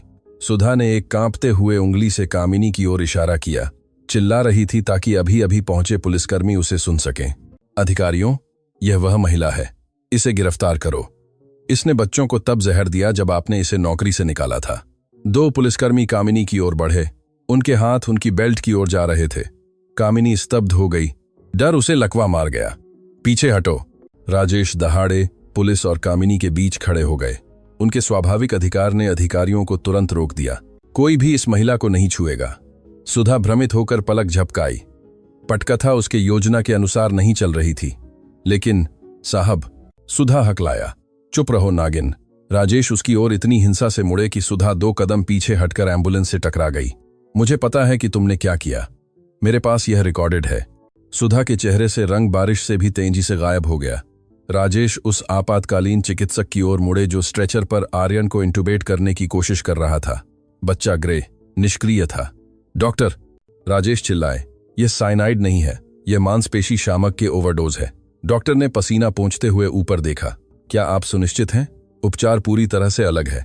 अगर मैंने गलत एंटीडोट दिया तो मैं उसे मार दूंगा। राजेश ने कामिनी की ओर देखा। इसे दो। कामिनी डॉक्टर की ओर दौड़ी, सुधा को चकमा देते हुए, जिसने उसकी बांह पकड़ने की कोशिश की। कामिनी ने नर्स को ताहत से धक्का दिया, उसे गीले फर्श पर गिरा दिया और स्ट्रेचर तक पहुंची। यह कामिनी ने डॉक्टर को वह छोटी कांच की शीशी सौंप दी जिसे उसने दस्ताने में रखा था। यह वही है जो यह महिला उन्हें रोज देती थी। कुछ बूंदें बची हैं। डॉक्टर ने शीशी ली, उसे सूंघा और आर्यन की फैली हुई पुतली को देखा। यह एक न्यूरोमस्कुलर ब्लॉकर है। डॉक्टर ने अपनी टीम पर चिल्लाया। उन्हें तुरंत असिस्टेड वेंटिलेशन और नियोस्टिगमाइन की जरूरत है। वे खुद सांस नहीं ले सकते। पैरामेडिक्स ने तुरंत रणनीति बदल दी। उन्होंने कार्डियक कंप्रेशन करना बंद कर दिया और एंटीडोट के लिए मार्ग तैयार करते हुए बहुत ज्यादा दबाव के साथ मैन्युअल रूप से ऑक्सीजन पंप करना शुरू कर दिया। उन्हें उठाओ, हम कोड रेड में अस्पताल जा रहे हैं, डॉक्टर ने आदेश दिया। राजेश एम्बुलेंस के पीछे चढ़ गए। कामिनी की ओर हाथ बढ़ाया। तुम हमारे साथ आ रही हो? कामिनी उनके सामने अथर्व के बगल में बैठ गई। उसने बच्चे के छोटे निष्क्रिय हाथ को अपने हाथों में ले लिया, उसे गर्मी देने के लिए रगड़ते हुए। नीचे प्रवेश द्वार पर सुधा कीचड़ से उठने की कोशिश कर रही थी, लेकिन उसने अपने ऊपर 2 परछाइयों को पाया। पुलिसकर्मी जिन्होंने अदला बदली सुनी थी, अब उसे एक गवाह के रूप में नहीं देख रहे थे। आप कहां जा रही हैं मैडम? अधिकारी ने हथकड़ियां निकालते हुए पूछा। एम्बुलेंस सायरन की चीख के साथ शुरू हुई, भ्रष्ट नर्स को पीछे छोड़ते हुए, लेकिन अपने साथ एक कहीं ज्यादा कठिन लड़ाई लेकर, उन 2 दिलों को धड़कते रहने की लड़ाई जिन्हें उनकी देखभाल करने वाले ने धोखा दिया था। चलते हुए वाहन के अंदर राजेश मॉनिटर को देख रहे थे। आर्यन की लाइन अभी भी अनियमित थी। मरना मत बेटा, राजेश ने फुसफुसाया और फिर कामिनी की ओर देखा। उसकी आंखें बंद थीं और उसके होंठ एक तेज और हताश प्रार्थना में हिल रहे थे। अगर वे बच जाते हैं कामिनी, मैं कसम खाता हूं कि तुम जो मांगोगी मैं तुम्हें दूंगा। अगर तुम चाहती हो तो मेरी आधी दौलत। कामिनी ने आंखें खोलीं। वे आंसुओं से भरी थीं, लेकिन उनमें स्टील की ताहत भी थी। मुझे आपका पैसा नहीं चाहिए मिस्टर मल्होत्रा। मैं बस चाहती हूं कि जब वे जागें तो देखें कि उनके पिता वहीं हैं और एक बुझी हुई नर्स नहीं। आर्यन के मॉनिटर ने एक लंबी तेज बीप छोड़ी। लाइन सपाट हो गई। अरेस्ट, पैरामेडिक चिल्लाया, डिफिब्रिलेटर पैडल चार्ज करते हुए। हट जाओ। राजेश को लगा जैसे उनकी आत्मा ने उनका शरीर छोड़ दिया हो। कामिनी ने बच्चे का नाम चिल्लाया, अपने मुंह को पीले दस्ताने से ढक लिया जो अब कीचड़ और वास्तविकता से सना हुआ था। 200 पर चार्ज कर रहा हूं, डॉक्टर चिल्लाया। साफ। छोटे आर्यन का शरीर बिजली के झटके से स्ट्रेचर पर उछला। उसके बाद की चुप्पी राजेश के जीवन का दूसरा सबसे लंबा सेकंड था। सबने हरी स्क्रीन को देखा। एक सपाट लाइन। फिर से चार्ज कर रहा हूं, डॉक्टर दहाड़ा। राजेश ने कामिनी का हाथ पकड़ा। उन्होंने इसे इतनी कसकर भींचा कि उसे दर्द हुआ, लेकिन उसने शिकायत नहीं की। उसने उस नरक में सायरन और रोशनी के बीच पकड़ वापस दी। वे एकमात्र 2 इंसान थे जो वास्तव में उन बच्चों से प्यार करते थे। वापस आओ आर्यन, राजेश चिल्लाए। वापस आओ। साफ। दूसरा झटका। चुप्पी। और फिर बीप। एक धड़कन, कमहोर, अकेली। Beep beep. लय अराजक थी लेकिन मौजूद थी। डॉक्टर सांस छोड़ते हुए पीछे हट गए। हमने उसे पकड़ लिया, लेकिन वह बहुत कमजोर है। मुझे नहीं पता कि ऑक्सीजन की कमी से मस्तिष्क को हुआ नुकसान उलटा जा सकेगा या नहीं। अगले 24 घंटे महत्वपूर्ण होंगे। राजेश ने हवा छोड़ी और बेकाबू होकर सिसकते हुए अपने हाथों से अपना चेहरा ढक लिया। कामिनी ने सहज रूप से हाथ बढ़ाया और करोड़पति के कंधे को छुआ, उसे दिलासा देते हुए जैसे कि वह एक और बच्चा हो। एम्बुलेंस तेजी से मुड़ी, अस्पताल के आपातकालीन रैंप में प्रवेश किया। लड़ाई अभी शुरू हुई थी। बाल चिकित्सा, गहन चिकित्सा इकाई के गलियारे में औद्योगिक कीटाणुनाशक और ठंडे डर की गंध थी, एक ऐसी गंध जो कपड़े और त्वचा से चिपक जाती थी। राजेश मल्होत्रा, वह आदमी जो एक फोन कॉल से लाखों रुपये घुमाता था, प्लास्टिक की एक सख्त कुर्सी पर सिर हाथों में रखकर बैठे थे, खुद को ग्रह पर सबसे गरीब और सबसे दयनीय प्राणी महसूस कर रहे थे। उनका डिजाइनर इतालवी सूट बर्बाद हो गया था, कीचड़ और बारिश से सना हुआ था, और उनके भीगे हुए चमड़े के जूते अस्पताल के बेदाग फर्श पर एक गंदा पोखर छोड़ रहे थे। लेकिन इनमें से किसी की कोई मायने नहीं थी। एकमात्र चीज जो मायने रखती थी वह थी पाले से जमी हुई कांच की दोहरी दरवाजों के पीछे मशीनों की लगातार भिन-भिनाहट, जहां 6 विशेषज्ञों की एक टीम उस नुकसान को उलटने के लिए संघर्ष कर रही थी जिसकी उन्होंने अपनी ही छत के नीचे अनुमति दी थी। कुछ मीटर की दूरी पर कामिनी दीवार के सहारे खड़ी थी। वह बैठी नहीं थी, वह खुद को उस जगह पर बैठने का हिस्सेदार महसूस नहीं करती थी जो परिवारों के लिए आरक्षित थी। वह अपने बैग को अपनी छाती से कसकर दबाए हुए थी, थोड़ी थोड़ी कांप रही थी, एयर कंडीशनिंग की ठंड से नहीं बल्कि एड्रेनालाइन के अवशिष्ट सदमे से। उसकी आंखें आईसीयू के दरवाजे से नहीं हट रही थीं। दरवाजे एक वायवीय फुसफुसाहट के साथ खुले। डॉ. अरियागा, जहर विज्ञान के प्रमुख और राजेश के पुराने परिचित, थकन से लाल आंखें रगड़ते हुए बाहर आए। उनका भाव गंभीर था, वह पोकर चेहरा जो डॉक्टर तब इस्तेमाल करते हैं जब खबरें अच्छी नहीं होती हैं लेकिन अभी तक घातक भी नहीं होती हैं। राजेश उछलकर खड़े हो गए, लगभग अपने ही पैरों से लड़खड़ा गए। क्या वे जिंदा हैं? उन्होंने पूछा। उनकी आवाज कर्कश लग रही थी, जैसे उन्होंने कांच निगल लिया हो। वे स्थिर हैं राजेश, अभी के लिए, डॉक्टर ने कहा, अपना मास्क हटाते हुए और उसे एक कान से लटकाते हुए। हमने उनके रक्त प्रणाली में विष को बेअसर करने में सफलता प्राप्त की है। एंटीडोट ने काम किया, लेकिन हम सीमा पर पहुंच गए। आर्यन एम्बुलेंस में लगभग 1 मिनट तक चिकित्सकीय रूप से मृत था। अथर्व, श्वसन पक्षाघात के कारण उसके फेफड़ों पर बहुत बुरा असर पड़ा है। राजेश को लगा कि उनके घुटने जवाब दे रहे हैं और उन्हें गिरने से बचने के लिए दीवार का सहारा लेना पड़ा। उन्होंने उन्हें क्या दिया था? राजेश ने पूछा, हालांकि उन्हें जवाब का डर था। डॉ. अरियागा ने आह भरी और एक धातु फोल्डर निकाला। सक्सिनिलकोलिन, राजेश, और बेंजोडाइजेपिन्स। यह एक क्रूर कॉकटेल है। सक्सिनिलकोलिन कंकाल की मांसपेशियों को लकवा मार देता है। इसका उपयोग सर्जरी में मरीजों को इंटुबेट करने के लिए किया जाता है ताकि वे हिले नहीं। लेकिन नर्स, डॉक्टर ने अविश्वास में सिर हिलाया। वह उन्हें रोजाना माइक्रोडोज में दे रही थी ताकि उन्हें कमजोर रखा जा सके, एक एट्रोफी का नाटक करते हुए। और आज उसने उन्हें एक घोड़े को गिराने लायक खुराक दी। तुम्हारे बेटों ने जो अनुभव किया है वह एक यातना है राजेश। वे शारीरिक रूप से लकवाग्रस्त थे, हिलने या बोलने में असमर्थ, लेकिन उनके दिमाग जाग रहे थे। वे सब कुछ महसूस कर रहे थे, डर, गतिहीनता, धीमी घुटन, सब कुछ। राजेश ने आंखें बंद कर लीं और एक सूखी सिसकी उनके गले से निकली। अपने बेटों की छवें अपने ही शरीरों में कैद, छत को घूरते हुए जबकि वह महिला उनके बगल में टीवी देख रही थी, ने उन्हें तोड़ दिया। उन्होंने इसके लिए भुगतान किया। उन्होंने उस यातना कक्ष को वित्त पोषित किया था, यह मानते हुए कि यह एक अभयारण्य था। मैं एक राक्षस हूं, राजेश ने फुसफुसाया। मैंने उसे नौकरी पर रखा था, मैंने उसे उनके साथ अकेला छोड़ दिया था। अब खुद को कोसना बंद करो, तुम्हें मजबूत रहना होगा, डॉक्टर ने उनके कंधे पर हाथ रखते हुए कहा। महत्वपूर्ण चीज न्यूरोलॉजिकल नुकसान है, आर्यन में ऑक्सीजन की कमी। हमें नहीं पता कि वह उसी बच्चे के रूप में जागेगा या नहीं, और उनकी मांसपेशियां, राजेश, दवा के कारण महीनों, शायद सालों से ठीक से उपयोग नहीं की गई हैं। एट्रोफी अब वास्तविक है, आनुवंशिकी के कारण नहीं बल्कि रासायनिक दुरुपयोग के कारण। ठीक होना एक नरक होगा। तभी 2 पुलिस अधिकारी प्रतीक्षा कक्ष में दाखिल हुए, दर्द की चिकित्सा बुलबुले को तोड़ते हुए। वे सीधे राजेश के पास गए। मिस्टर मल्होत्रा, बड़े अधिकारी ने गंभीर लहजे में कहा, हमारे पास हिरासत में ली गई महिला के बारे में एक अपडेट है, सुधा एम। राजेश ने ऊपर देखा। उनकी आंखें, जो पहले आंसुओं से भरी थीं, अब एक ठंडी नफरत से जल रही थीं। उस चुड़ैल ने क्या कहा है? उसने आंशिक रूप से अपराध स्वीकार कर लिया है, पुलिसकर्मी ने एक नोटबुक निकालते हुए कहा। वह दवाएं देने की बात स्वीकार करती है, लेकिन आरोप लगाती है कि उसने ऐसा आपके निहित निर्देशों का पालन करते हुए किया ताकि घर शांत रहे। वह कहती है कि बच्चे अनियंत्रित थे और आप अपने व्यापार के लिए चुप्पी की मांग करते थे।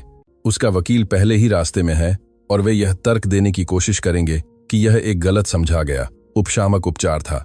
राजेश ने एक कड़वी हंसी छोड़ी, एक ऐसी हंसी जिसने कामिनी को उसके कोने में डरा दिया। मेरे निर्देश। राजेश पुलिसकर्मी की ओर बढ़े, उसके व्यक्तिगत स्थान पर अतिक्रमण करते हुए। मैं चाहता हूं कि आप उसे नष्ट कर दें। मैं चाहता हूं कि आप उसके हर बैंक खाते की जांच करें। वह महिला एक कार्यकारी का वेतन कमाती थी और 3 साल के बच्चों को नशा देते हुए लग्जरी बैग पर खर्च करती थी। मुझे कोई समझौता नहीं चाहिए। मैं चाहता हूं कि वह जेल में सड़ जाए जब तक कि उसके दांत न गिर जाएं। हम अपनी पूरी कोशिश करेंगे साहब, लेकिन हमें आपके औपचारिक बयान और प्रमुख गवाह के बयान की जरूरत है। सभी की आंखें कामिनी की ओर मुड़ी। वह थोड़ी सिकुड़ गई, अधिकार के सामने खुद को छोटा महसूस कर रही थी। वह अभी कुछ नहीं कहेगी। राजेश ने उसकी रक्षा करते हुए हस्तक्षेप किया। वह थकी हुई है, उसने अभी मेरे बेटों की जान बचाई है। मेरा बयान ले लो, लेकिन उसे कल तक अकेला छोड़ दो।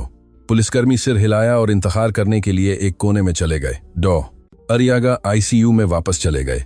राजेश कमरे के केंद्र में अकेले खड़े रह गए और फिर धीरे धीरे कामिनी की ओर मुड़े, उसकी ओर चले। कामिनी सहज रूप से नीचे देखने लगी, अपनी गंदी चप्पलों को देखते हुए। कामिनी, राजेश ने कहा।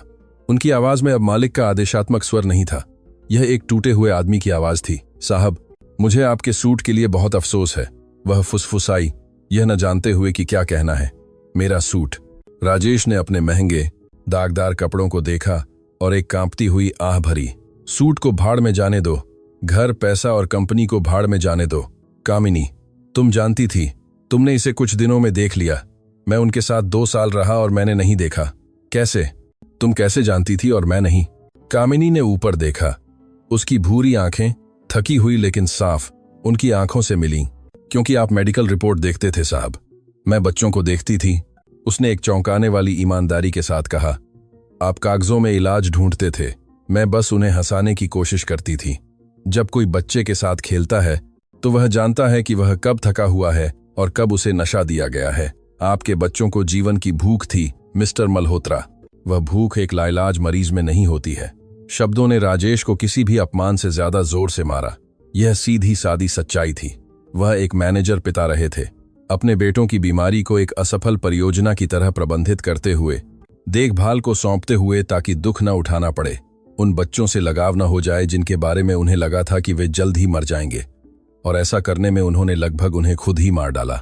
मुझे माफ कर दो, राजेश ने कहा, और वहां से गुजर रही एक नर्स के आश्चर्य के लिए महान उद्योगपति राजेश मल्होत्रा अपनी पूर्व घरेलू कर्मचारी के सामने अस्पताल के फर्श पर घुटने टेक दिए। मुझे तुम्हें निकालने के लिए माफ कर दो, मुझे तुम्हें चोर कहने के लिए माफ कर दो, मुझे तुम पर विश्वास न करने के लिए माफ कर दो। कामिनी तुरंत नीचे झुकी ताकि वह उठ सके। बहुत असहज महसूस कर रही थी। नहीं साहब, उठ जाइए कृपया, ऐसा मत कीजिए। मैं तब तक नहीं उठूंगा जब तक तुम मुझसे वादा नहीं करती कि तुम नहीं जाओगी। राजेश ने कामिनी के हाथों को पकड़ा। वे हाथ सफाई और कड़ी मेहनत से खुरदुरे थे। मुझे तुम्हारी जरूरत है, उन्हें तुम्हारी जरूरत है। मुझे नहीं पता कि उन बच्चों का पिता कैसे बनना है जो जी सकते हैं। मुझे नहीं पता कि क्या करना है। मैं रहूंगी, कामिनी ने धीमी आवाज में वादा किया। मैं तब तक रहूंगी जब तक वे ठीक नहीं हो जाते। राजेश ने सिर हिलाया, अपने गंदे हाथ के पिछले हिस्से से आंसू पोंछे और खड़े हो गए। तभी यूनिट के अंदर एक हल्का अलार्म बजा और एक नर्स भागती हुई बाहर आई। मिस्टर मल्होत्रा, नर्स ने बुलाया। वे जाग रहे हैं, लेकिन आपको आना होगा। वे बहुत परेशान हैं। जागना वह सिनेमाई शांति का क्षण नहीं था जिसकी राजेश ने उम्मीद की थी। यह घबराहट और दर्द का एक अराजक माहौल था। आईसीयू बॉक्स में प्रवेश करने पर, लेकिन आपको आना होगा। आईसीयू बॉक्स में प्रवेश करने पर आवाज दिल दहला देने वाली थी। आर्यन और अथर्व जाग रहे थे, लेकिन वे होश में नहीं थे। वे तीव्र निकासी सिंड्रोम से गुजर रहे थे, साथ ही एक अज्ञात जगह पर ट्यूब और तारों से भरे होने के आतंक से। नहीं, मत चुप हो, मत चुप हो। अथर्व एक कर्कश और कमजोर आवाज में चिल्ला रहा था, अपनी बांह से आइव लाइन को फाड़ने की कोशिश कर रहा था। आर्यन दूसरे बिस्तर पर एक निरंतर पीड़ादायक रोने के साथ रो रहा था। एक घायल जानवर की आवाज। उसकी आंखें आतंक से फैली हुई एक खतरे की तलाश में कमरे को स्कैन कर रही थीं। शांत हो जाओ अथर्व, मैं पापा हूं। राजेश अथर्व के बिस्तर की ओर दौड़े और उसे चोट न पहुंचे, इसलिए उसके हाथों को पकड़ने की कोशिश की। सब ठीक है बेटा, पापा यहाँ हैं। लेकिन अथर्व की प्रतिक्रिया विनाशकारी थी। राजेश के हाथों को महसूस करते ही बच्चा और जोर से चिल्लाया, सिकुड़ गया और उनसे दूर हटने की कोशिश की। जाओ बुरे आदमी, जाओ। बच्चा बेहोशी और सदमे से भ्रमित होकर चिल्लाया।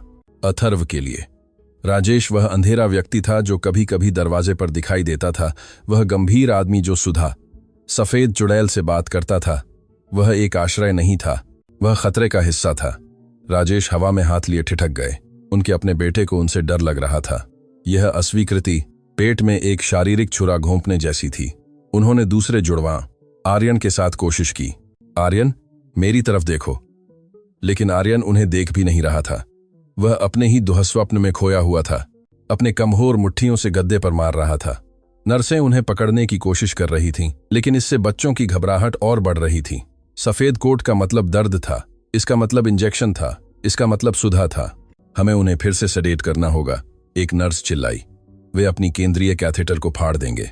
डॉक्टर, रक्तचाप बहुत बढ़ रहा है। नहीं, राजेश चिल्लाए। और दवाएं नहीं, कृपया। हमारे पास कोई विकल्प नहीं है, वे खुद को चोट पहुंचाएंगे। डॉक्टर ने एक सिरिंज चार्ज करते हुए जोर दिया। अराजकतापूर्ण थी। अलार्म की बीप, बच्चों की चीखें, चिकित्सा आदेश। राजेश खुद को बेकार महसूस कर रहे थे, अपने ही बेटों के उद्धार में एक बाधा।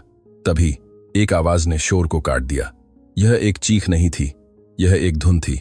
एक हाथी झूल रहा था, एक मकड़ी के जाले पर। कामिनी बॉक्स में दाखिल हुई थी। उसने मेडिकल कोट नहीं पहना था, उसने अपनी झुर्रीदार और गंदी नीली वर्दी पहनी थी। लेकिन उसके हाथों में उसने वे हास्यास्पद, चमकीले और अद्भुत पीले सफाई के दस्ताने पहने हुए थे। किसी ने उसे अंदर आने के लिए नहीं कहा था। उसने बांझ प्रोटोकॉल का उल्लंघन किया था, लेकिन किसी ने उसे रोकने की हिम्मत नहीं की। कामिनी सीधे दोनों बिस्तरों के बीच की जगह की ओर चली। वह भागी नहीं, उसने कोई अचानक हरकत नहीं की। उसने बस अपने दस्ताने वाले हाथों को हवा में उठाया, उंगलियों को ऐसे हिलाया जैसे वे मकड़ी के पैर हों, और गाना जारी रखा, एक मीठी और मजबूत आवाज में जो उत्तेजना से बस थोड़ी कांप रही थी। जैसा कि उसने देखा कि वह नहीं गिर रहा था, उसने दूसरे हाथी को बुलाने के लिए फोन किया। प्रभाव तात्कालिक, लगभग जादुई था। आर्यन ने गद्दे पर मारना बंद कर दिया। उसका रोना अचानक रुक गया, एक सिसकी में बदल गया। उसके आंसू से भरी आंखें चमकीले पीले रंग पर केंद्रित हो गईं। मां दस्ताने, आर्यन सिसका। उसकी ओर एक कांपता हुआ हाथ बढ़ाया। अथर्व ने नर्सों से लड़ना बंद कर दिया। वह तकिए पर गिर गया, तेजी से सांस ले रहा था, लेकिन उसकी आंखें कामिनी से नहीं हट रही थीं। नीली लड़की, अथर्व फुसफुसाया। राजेश बाधा न बनने के लिए दीवार के सहारे खड़े थे। उन्होंने देखा कि कामिनी उनके पास गई। उसने उन्हें तुरंत नहीं छुआ। पहले उसने दस्तानों को उनके चेहरों के पास नचाया, उनकी त्वचा को बिना छुए उनकी नाक पर गुदगुदी की। एक खेल जिसे वे जानते थे, एक सुरक्षा कोड जो कहता था, यह मैं हूं, मैं बुरी नर्स नहीं हूं, यह कोई सुई नहीं है। हेलो मेरे पसंदीदा डॉक्टर, कामिनी ने धीरे से कहा, इस तथ्य के बावजूद मुस्कुराते हुए कि आंसू उसके चेहरे से बह रहे थे। तुम यहां अकेले क्या कर रहे हो? क्या तुम नहीं देखते कि मकड़ी का जाला तुम्हारा इंतजार कर रहा है? दर्द हो रहा है। अथर्व ने अपनी बाह की ओर इशारा करते हुए कराह भरी। मुझे पता है मेरे प्यार, मुझे पता है। कामिनी पास गई और अनंत कोमलता के साथ अपना दस्ताना वाला हाथ बच्चे के माथे पर रखा, उसके पसीने वाले बालों को सहलाते हुए। लेकिन नीली लड़की यहाँ है और जादुई दस्ताने दर्द को खाने जा रहे हैं। यम यम यम। कामिनी ने अथर्व की बाह के चारों ओर की हवा को खाने का इशारा किया। बच्चे ने एक छोटी घबराई हुई हंसी छोड़ी, कमहोर लेकिन वास्तविक। उसके कंधों का तनाव गायब हो गया। हृदय मॉनिटर जो पागल की तरह बीप कर रहा था, उसने अपनी लय धीमी करनी शुरू कर दी। बीप बीप बीप डॉ। अरियागा ने आश्चर्य से शामक की सिरिंज नीचे कर दी। अविश्वसनीय, डॉक्टर ने बड़बड़ाया। उसने 10 सेकंड में उनकी हृदय गति कम कर दी है। मॉर्फिन भी इतनी तेजी से ऐसा नहीं करता है। कामिनी आर्यन की ओर मुड़ी, जो ईर्ष्या से उसे देख रहा था, अपनी हिस्से की देखभाल चाहता था। उसने उसे पकड़ने के लिए अपना दूसरा दस्ताना वाला हाथ दिया। बच्चे ने रबर के दस्ताने को ऐसे कसकर पकड़ लिया जैसे वह महासागर के बीच में एक लाइफ गार्ड हो। जाना मत, आर्यन ने विनती की। मैं नहीं जाऊंगी, कामिनी ने वादा किया। मैं यहां इस कुर्सी पर पूरी रात बैठी रहूंगी, और अगर कोई राक्षस आता है तो मैं उसे दस्तानों से चुटकी काटूंगी। Deal deal. जुड़वां बच्चे लगभग एक साथ फुसफुसाए, आंखें बंद कर लीं, थके हुए, लेकिन अब आतंकित नहीं। राजेश कोने से दृश्य देख रहे थे। राहत और ईर्ष्या, कृतज्ञता और शर्म के एक विनाशकारी मिश्रण को महसूस कर रहे थे। उस महिला, एक अजनबी जिसे वह न्यूनतम वेतन देते थे, उसके हाथों में उनके बेटों का दिल था। वह जैविक पिता थे, उपनाम के मालिक, लेकिन उस कमरे में वह अजनबी थे। कामिनी बच्चों के हाथों को बिना छोड़े ऊपर देखा और राजेश को ढूंढा। सिर के एक अगोचर इशारे से उसने उन्हें पास आने के लिए आमंत्रित किया। राजेश संकोच किए। उन्हें फिर से अस्वीकार किए जाने का डर था, लेकिन उनके बेटों के लिए प्यार उनके गर्व से ज्यादा मजबूत था। वह धीरे धीरे आर्यन के बिस्तर के दूसरी ओर गए। कामिनी थोड़ा बच्चे की ओर झुकी जो अर्ध निद्रा में था। आर्यन, उसने फुसफुसाया, देखो, राक्षस को डराने में मेरी मदद करने कौन आया है? यह बड़े पापा हैं। वह हमें बचाने के लिए सुपर तेम कार लाए थे। वह बचाव दल के ड्राइवर हैं। यह एक प्यारा झूठ था। पिता को बच्चों के आख्यान में एक नायक के रूप में फिर से पेश करने का एक तरीका, न कि अनुपस्थित खलनायक के रूप में। राजेश ने अपने गले में एक गांठ महसूस की। वह उन्हें एक ऐसी जगह दे रही थी जिसके वे हकदार नहीं थे। आर्यन ने एक आंख खोली और संदेह से राजेश को देखा। तेकार, बच्चे ने पूछा। राजेश ने आंसू निगल लिए और एक मुस्कान मजबूर की, अपने बेटे के खाली हाथ को एक उंगली से सहलाते हुए। हाँ चैंपियन, तुम्हें नीली लड़की के पास लाने के लिए दुनिया की सबसे तेज कार। आर्यन ने इस पर विचार किया। अगर वह कामिनी को लाया था तो वह इतना बुरा नहीं हो सकता था। ठीक है, आर्यन फुसफुसाया और आंखें फिर से बंद कर लीं। राजेश ने हवा छोड़ी। महसूस किया कि एक पहाड़ उनके ऊपर से उतर गया है। उन्होंने कामिनी को बिस्तर के पार देखा, एक ऐसी कृतज्ञता के साथ जो शब्दों में समा नहीं सकती थी। उसने उनके बेटों को 2 बार बचाया था, पहले जहर से और अब नफरत से। लेकिन शांति ज्यादा देर तक नहीं रही। डॉ अरियागा पहले रेजोनेंस इमेजिंग MRI के परिणामों के साथ राजेश के पास आए, जो उन्हें स्थिर करते समय पहुंचे थे। राजेश, कामिनी, आपको यह सुनना होगा, डॉक्टर ने धीरे से कहा ताकि बच्चों को जगा न दें। मस्तिष्क का नुकसान न्यूनतम लगता है, भगवान का शुक्र है, लेकिन पैर। उन्होंने अपने टैबलेट पर छवियों की ओर इशारा किया। मांसपेशी एट्रोफी गंभीर है, उपयोग की कमी और कुर्सियों में कठोर मुद्रा के कारण टेंडन छोटे हो गए हैं। भले ही अब कोई जहर न हो, यह बहुत संभावना है कि वे सर्जरी और सालों के दर्दनाक पुनर्वास के बिना नहीं चल पाएंगे। हो सकता है कि वे कभी सामान्य रूप से न चल पाएं।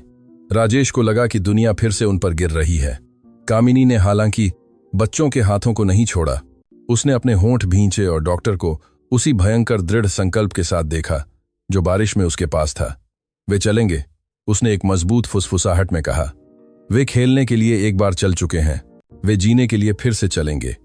मैं इसका ध्यान रखूंगी। डॉक्टर ने संदेह से उसे देखा, लेकिन राजेश ने कामिनी को देखा और 2 साल में पहली बार उन्होंने विश्वास किया। उन्होंने आंख मूंद कर विश्वास किया। वह इसका ध्यान रखेगी, राजेश ने दोहराया, कामिनी को अपने बेटों की वसूली पर पूर्ण शक्ति देते हुए। और मैं जो भी लगेगा भुगतान करूंगा, लेकिन वह आदेश देगी। अस्पताल पर रात छा गई, लेकिन ICU के उस बॉक्स में पीले सफाई के दस्तानों की निगरानी में असली लड़ाई शुरू हुई थी। दवा की नहीं, बल्कि इच्छा शक्ति की। तूफान वाली रात से 3 हफ्ते बीत चुके हैं और मल्होत्रा हवेली एक ऐसी चीज में बदल गई है जो न तो घर है और न ही अस्पताल, बल्कि एक दर्दनाक और शांत युद्ध का मैदान है। इतालवी डिजाइन के फर्नीचर को समानांतर बार, उच्च घनत्व वाले फोम मैट और इलेक्ट्रोस्टिम्युलेशन मशीनों के लिए जगह बनाने के लिए दीवारों के खिलाफ धकेल दिया गया है, जिनकी कीमत एक लग्जरी कार से ज्यादा है। राजेश के नियमों द्वारा पहले लगाई गई चुप्पी अब रोजाना कुछ और भी बदतर से टूटती है। 2-3 साल के बच्चों के दर्द की चीखें जो अपने शरीरों का उपयोग करना फिर से सीख रहे हैं।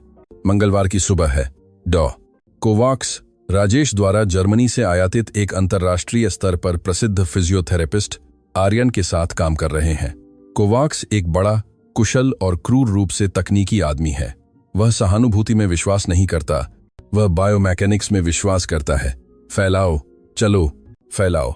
कोवाक्स अपने मजबूत लहजे में आदेश देता है। आर्यन के दाहिने पैर को छोटे हुए टेंडन को खींचने के लिए मजबूर करता है। आर्यन चीखता है। यह आंसुओं और घबराहट से भरी एक तेज चीख है जो लिविंग रूम की दीवारों में गूंजती है और सीधे राजेश के दिल में चुभती है, जो अपने कांपते हुए कॉफी मग के साथ दफ्तर के दरवाजे से देख रहे हैं। उसे दर्द हो रहा है। राजेश आगे बढ़ते हुए बड़बड़ाते हैं, दर्द जरूरी है मिस्टर मल्होत्रा। कोवाक्स बच्चे के पैर को बिना छोड़े कहता है, रोने को नजरअंदाज करते हुए। मांसपेशी छोटी हो गई है। अगर हम इसे नहीं तोड़ते हैं तो यह कैल्सिफाई हो जाएगी। अगर आप चाहते हैं कि वह विश्वविद्यालय तक चले तो उसे अब रोना होगा। अथर्व बगल में अपनी व्हील चेयर में बैठा अपने छोटे हाथों से अपने कान ढंक कर अपने भाई के साथ एकजुटता में रोता है। बस आवाज रसोई से आती है। कामिनी दरवाजे पर दिखाई देती है। उसने नीली वर्दी पहनी हुई है, लेकिन अब उसने सफेद एप्रन नहीं पहना है। राजेश ने उसे सफाई करने से मना कर दिया है। उसका एकमात्र काम अब वहां होना है, और वह है। उसने पीले दस्ताने पहने हुए हैं, पोंछा लगाने के लिए नहीं, बल्कि क्योंकि वे बच्चों के लिए सुरक्षा वस्तु बन गए हैं। कामिनी तेज और दृढ़ कदमों के साथ कमरे को पार करती है, चटाई के पास झुकती है और अपना दस्ताना वाला हाथ आर्यन के घुटने पर रखती है, ठीक उसी जगह जहां चिकित्सक दबाव डाल रहा है। उसे छोड़ दो, कामिनी कहती है। उसकी आवाज धीमी है, लेकिन उसमें स्टील की एक धार है जो जर्मन को पलक झपकाने पर मजबूर कर देती है। मैडम, मैं एक क्लिनिकल सत्र के बीच में हूं, कोवाक्स तिरस्कार से जवाब देता है। अपने रबर के हाथों को मेरे मरीज से हटाओ, बच्चा हाइपरवेंटिलेट कर रहा है। कामिनी पलटवार करती है, आर्यन की छाती की ओर इशारा करते हुए जो तेजी से ऊपर नीचे हो रही है। उसका शरीर डर से तनाव में है। अगर मांसपेशी तनाव में है और आप खींचते हैं तो आप उसे फाड़ देंगे। आप मदद नहीं कर रहे हैं, आप उसे और तोड़ रहे हैं। और आप क्या सुझाव देती हैं? नाचना? चिकित्सक मजाक करता है। गंभीर एट्रॉफी गाने से ठीक नहीं होती लड़की, यह ब्रूट फोर्स से ठीक होती है। मिस्टर मल्होत्रा, अपने घरेलू कर्मचारी को नियंत्रित करें या मैं जा रहा हूं। मेरी फीस 1000 यूरो प्रति घंटा है और मेरे पास आया से बहस करने का समय नहीं है। राजेश दृश्य को देखते हैं। अपने अहंकार की काल्पनिक दीवार पर लटकी उपाधियों वाले विशेषज्ञ को देखते हैं। वह कामिनी को देखते हैं, वह कामिनी को देखते हैं, वह कामिनी को देखते हैं, जो आर्यन के बालों को सहलाती है और उसे रोना बंद करने के लिए फुसफुसाती है। और वह अपने बेटे को देखते हैं, जो पीले दस्ताने को अपनी जान की तरह कसकर पकड़े हुए है। राजेश का व्यावसायिक तर्क उन्हें बताता है कि कोवाक्स सही है, प्रगति के लिए बलिदान की आवश्यकता होती है। लेकिन उनकी पैतृक प्रवृत्ति, वह जो एम्बुलेंस में जागी थी, उन्हें कुछ और चिल्लाती है। राजेश कॉफी मग को एक मेज पर रखते हैं और कमरे के केंद्र की ओर चलते हैं। आप सही कह रहे हैं, डॉ. कोवाक्स, राजेश कहते हैं। चिकित्सक आत्मसंतुष्टि से मुस्कुराता है और फिर से आर्यन का पैर पकड़ने जाता है। कामिनी निराशा से राजेश को देखती है। उसकी बड़ी आंखें अविश्वास से भरी हैं। आपका समय मूल्यवान है। वन वर्से फास्ट मंडे, इसमें आप सही हैं। राजेश जर्मन के ठीक ऊपर खड़े होकर जारी रखते हैं। इतना मूल्यवान कि मैं इसे अब और बर्बाद नहीं करूंगा। आपको निकाल दिया गया है। कोवाक्स अचानक पैर छोड़ देता है। आर्यन कामिनी की बाहों में रेंगने का फायदा उठाता है। माफ करना। चिकित्सक क्रोध से लाल होकर खड़ा होता है। आप मुझे एक नौकरानी के हाथों में इलाज छोड़ने के लिए निकाल रहे हैं? आपके बच्चे अपाहिज हो जाएंगे। यह चिकित्सकीय लापरवाही है। मैं आप पर अनुबंध तोड़ने के लिए मुकदमा करूंगा। दफा हो जाओ। राजेश उस ठंडी शांति के साथ कहते हैं जिसका उपयोग वह बोर्डरूम में प्रतियोगियों को नष्ट करने के लिए करते थे। और अगर तुमने फिर कभी मेरे बच्चों को उस रूखेपन से छुआ तो मैं यह सुनिश्चित करूंगा कि तुम जर्मनी या चांद पर भी अभ्यास न कर पाओ। कोवाक्स अपना ब्रीफकेस गुस्से में उठाता है, जर्मन में गालियां बड़बड़ाता है और दरवाजा जोर से पटक कर बाहर निकलता है, जिससे खिड़कियां कांप उठती हैं। लिविंग रूम में चुप्पी लौट आती है। केवल आर्यन की तेज सांसें सुनाई देती हैं। राजेश अपनी टाई ढीली करते हैं और सीधे कामिनी और बच्चों के सामने महंगे कालीन पर बैठ जाते हैं। यह पहली बार है कि वह बिना किसी बाधा के उनके स्तर पर बैठे हैं। और अब क्या? राजेश कामिनी को डर और उम्मीद के मिश्रण से देखते हुए पूछते हैं, आप किसी चीज में सही थीं, कामिनी। उनके टेंडन छोटे हैं। अगर हम उन्हें नहीं खींचते हैं तो वे नहीं चलेंगे। लेकिन मैं उन्हें इस तरह पीड़ित होते हुए नहीं देख सकता। कामिनी दस्ताने की रबर की उंगली से आर्यन के आंसू पोंछना समाप्त करती है। हम खींचना बंद नहीं करेंगे साहब, वह धीरे से कहती है। लेकिन हम उनके खिलाफा नहीं करेंगे, हम उनके साथ करेंगे। अगर आत्मा डरती है तो शरीर ठीक नहीं होता। कामिनी उठती है और एक अलमारी की ओर जाती है जहां वे खिलौने रखते हैं। वह रंगीन तकियों का एक ढेर और कुछ हल्के रंगीन प्रतिरोध बैंड निकालती है। हम रबर के जंगल का खेल खेलने जा रहे हैं, कामिनी नाटकीय उत्साह के साथ घोषणा करती है। वह अपने ही पैरों पर लोचदार बैंड लगाती है और मुंह बनाते हुए पेंगुइन की तरह चलना शुरू कर देती है। बच्चे जो 1 मिनट पहले रो रहे थे, अब उत्सुकता से उसे देख रहे हैं। ओह नहीं, कामिनी चिल्लाती है, मेरे पैर विशाल च्यूइंग गम से चिपके हुए हैं, मुझे मदद चाहिए। च्यूइंग गम को अनस्टॉप करने में मदद करने के लिए सबसे मजबूत कौन है? वह आर्यन के पास जाती है और धीरे से उसके छोटे पैर पर लोचदार बैंड बांधती है, उसे अपने से जोड़ती है। तुम मुझे खींचो और मैं तुम्हें खींचती हूं। अगर हम च्यूइंग गम को हराते हैं तो हमें एक पुरस्कार मिलता है। आर्यन उत्सुक होकर पैर खींचना शुरू कर देता है। ऐसा करने में वह वही विस्तार अभ्यास कर रहा है जिसे कोवैक्स मजबूर कर रहा था, लेकिन इस बार आर्यन ताज को नियंत्रित कर रहा है। वह तय करता है कि कितना दर्द होता है, और क्योंकि यह एक खेल है उसकी दर्द की सीमा बदल जाती है। और जोर से आर्यन राजेश प्रोत्साहित करते हैं। तुरंत गतिशीलता को समझते हुए वह अपने सूट जैकेट को उतारते हैं और दूसरे सिरे को पकड़कर खेल में शामिल हो जाते हैं। मैं च्यूइंग गम राक्षस हूं, तुम मुझे नहीं हराओगे। राजेश धीरे से खींचते हैं, आवश्यक प्रतिरोध बनाते हैं। आर्यन हंसता है, प्रयास से अपने दांत भींचता है, लेकिन अब घबराहट के आंसू नहीं है, प्रयास का पसीना है। खींचो अथर्व, आर्यन अपने भाई को चिल्लाता है। अगले घंटे के दौरान हवेली हंसी से भर जाती है। राजेश अंत में अपनी झुर्रीदार शर्ट के साथ फर्श पर लुढ़कते हुए पसीना बहाते हैं। कामिनी ऑर्केस्ट्रा का संचालन करती है, मुद्राओं को समायोजित करती है, कोणों को ठीक करती है, लेकिन हमेशा खेल की कथा के भीतर। सत्र के अंत में आर्यन ने जर्मन डॉक्टर की तुलना में 20 गुना ज्यादा अपने पैर को खींचा है और उसे पता भी नहीं चला है। जब बच्चे झपकी के लिए थककर गिर जाते हैं तो राजेश और कामिनी लिविंग रूम के फर्श पर बैठ जाते हैं। थक चुके होते हैं। उनके बीच एक नई अंतरंगता है जो साझा पसीने और छोटी जीत से पैदा हुई है। धन्यवाद, राजेश कहते हैं, अपने ही हाथों को देखते हुए जिन्होंने सालों में पहली बार चेक पर हस्ताक्षर करने के अलावा किसी और चीज के लिए काम किया है। आज मुझे पिता जैसा महसूस हुआ। कामिनी राहत की सांस के साथ पीले दस्ताने उतारते हुए मुस्कुराती है। रबर की गर्मी से उसके असली हाथ लाल और चिह्नित हैं। आप हमेशा पिता थे, मिस्टर मल्होत्रा, बस आप डरे हुए थे। डर किसी भी जहर से ज्यादा लकवा मारता है। राजेश उसे देखते हैं, वास्तव में उसे देखते हैं। वह कर्मचारी को नहीं देखते, वह एक युवा महिला को देखते हैं जो अपनी सादगी में सुंदर है, जिसमें एक ऐसी बुद्धिमत्ता है जिसे कोई MBA नहीं सिखा सकता है। और उन्हें अपनी छाती में कुछ खतरनाक महसूस होता है, एक कृतज्ञता जो किसी और चीज में बदलने लगती है। कामिनी, सुधा के बारे में राजेश का लहजा गंभीर होते हुए शुरू होता है। वकील ने मुझे फोन किया, मुझे कल बयान देने जाना है। वे मुझे फंसाना चाहते हैं। वे कहते हैं कि मुझे पता होना चाहिए था और वे सही हैं। कामिनी अपना नंगा हाथ राजेश की बांह पर रखती है। त्वचा से त्वचा का संपर्क बिजली जैसा निषिद्ध और आरामदायक दोनों है। आप अपनी पत्नी की मौत और बच्चों के निदान के दर्द से अंधे हो गए थे साहब। सुधा ने इसका फायदा उठाया। उसे अपने दिमाग में जीतने न दें। आपने अंत में उन्हें बचाया, यही मायने रखता है। राजेश सिर हिलाते हैं, लेकिन दोष की छाया इतनी आसानी से नहीं जाती है। कल एक कठिन दिन होगा। मुझे जरूरत है कि तुम पूरे दिन उनके साथ रहो। मुझे किसी और पर भरोसा नहीं है। मैं यहां रहूंगी, वह वादा करती है, हमेशा। लेकिन दोनों में से कोई नहीं जानता कि आने वाली कानूनी लड़ाई उतनी ही गंदी होगी जितना कि वह जहर जो जुड़वां बच्चों की नसों में दौड़ रहा था। और सुधा के पास अपनी जेल की कोठरी से मल्होत्रा परिवार के जो कुछ बचा है उसे नष्ट करने के लिए अभी भी एक कार्ड बाकी है। अगली सुबह उदास और शीशे जैसी है, राजेश के मूड का सटीक प्रतिबिंब।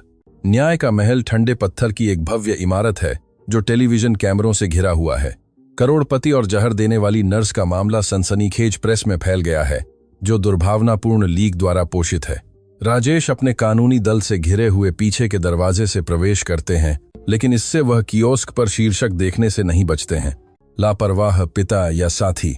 नर्स का बचावकर्ता आरोप लगाता है कि मल्होत्रा ने अपने बच्चों को शांत यात्रा के लिए बेहोश करने का आदेश दिया था। यह एक झूठ है, एक नीच और घिनौना झूठ, लेकिन जनता का संदेह पहले ही बोया जा चुका है। पूछताछ कक्ष के अंदर अभियोजक कठोर है, लेकिन सुधा का बचाव वकील एक नागिन है। मिस्टर मल्होत्रा, बचाव पक्ष के वकील एक तेज मुस्कान वाले व्यक्ति कहते हैं, क्या यह सच है कि पिछले 2 सालों में आपने व्यवसाय के लिए देश से बाहर औसतन 150 दिन बिताए? हाँ, मेरी अंतर्राष्ट्रीय कंपनियां हैं, राजेश तनाव में जवाब देते हैं। और क्या यह सच है कि आपने मेरे मुवक्किल मैडम सुधा को चिकित्सा उपचार पर पूरी शक्ति दी, बिना विस्तृत रसीद मांगे फार्मेसी खर्चों के लिए खाली चेक पर हस्ताक्षर किए? मैंने उस पर भरोसा किया। वह एक अनुशंसित पेशेवर थी।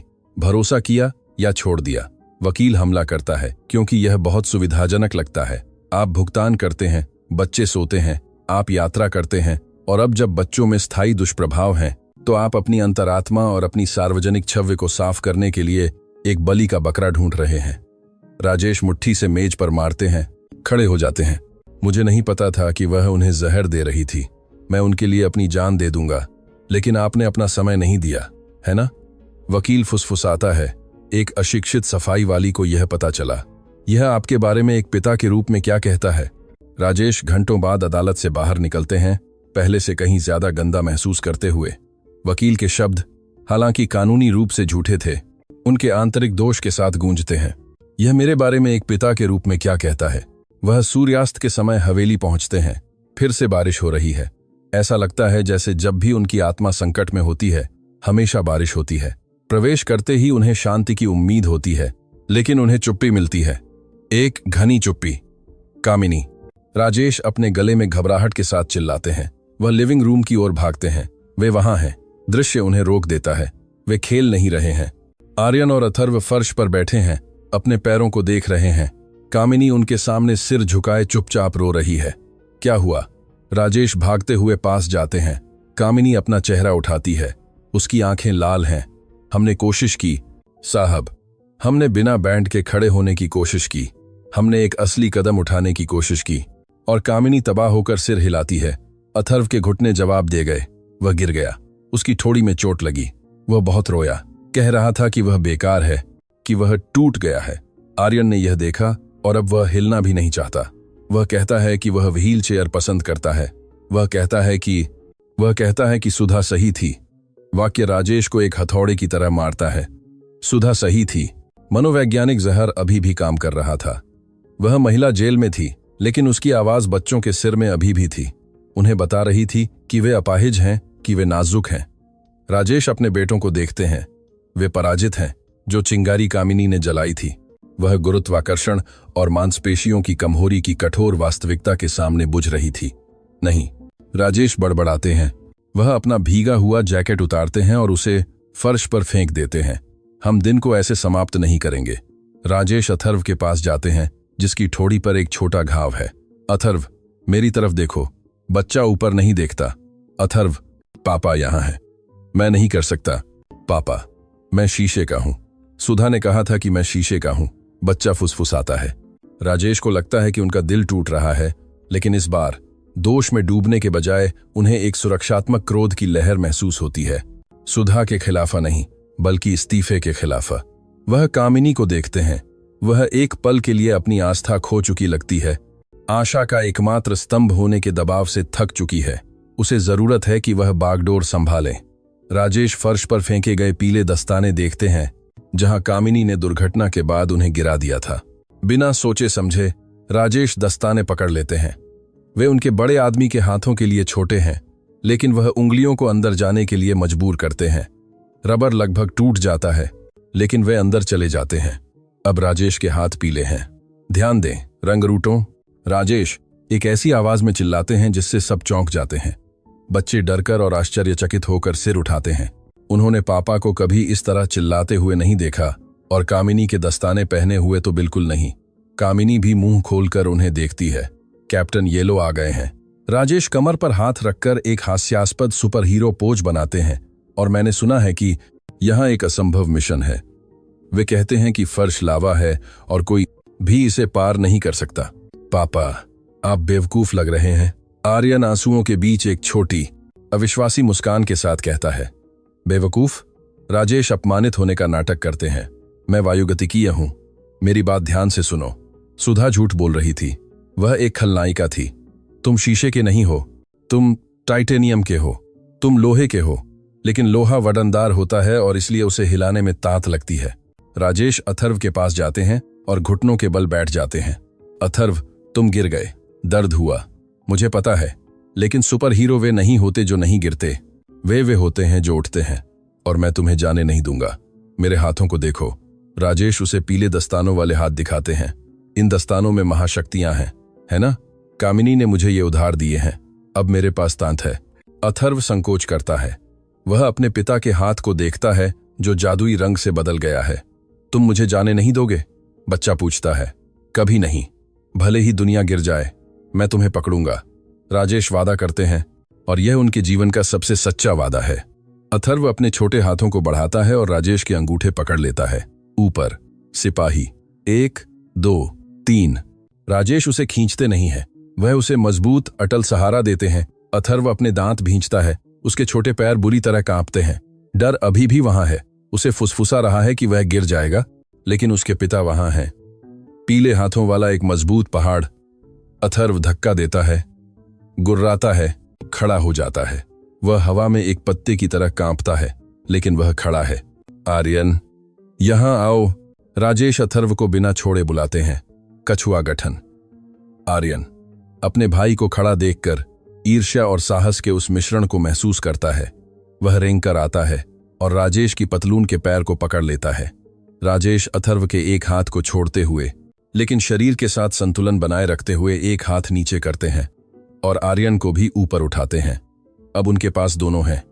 एक आदमी घुटनों के बल 2 बच्चों को खड़ा रखता है। प्यार और दर्द का एक मानव तिपाई।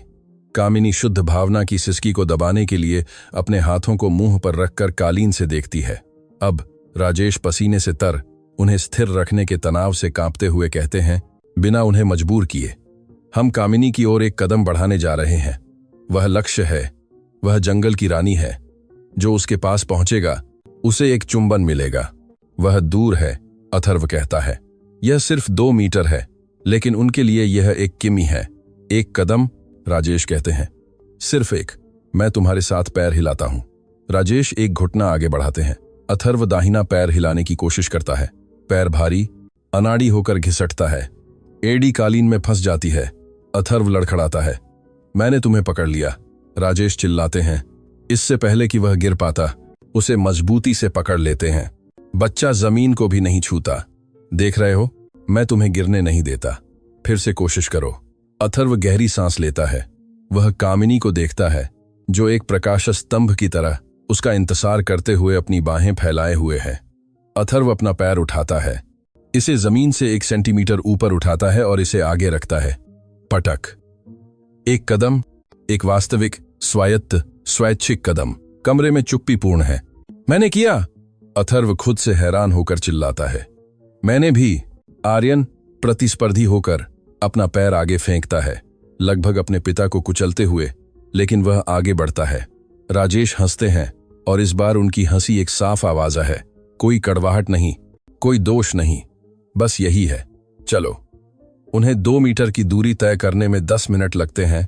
10 मिनट पसीना कांपने, लगभग गिरने के, लेकिन वे पहुंच जाते हैं।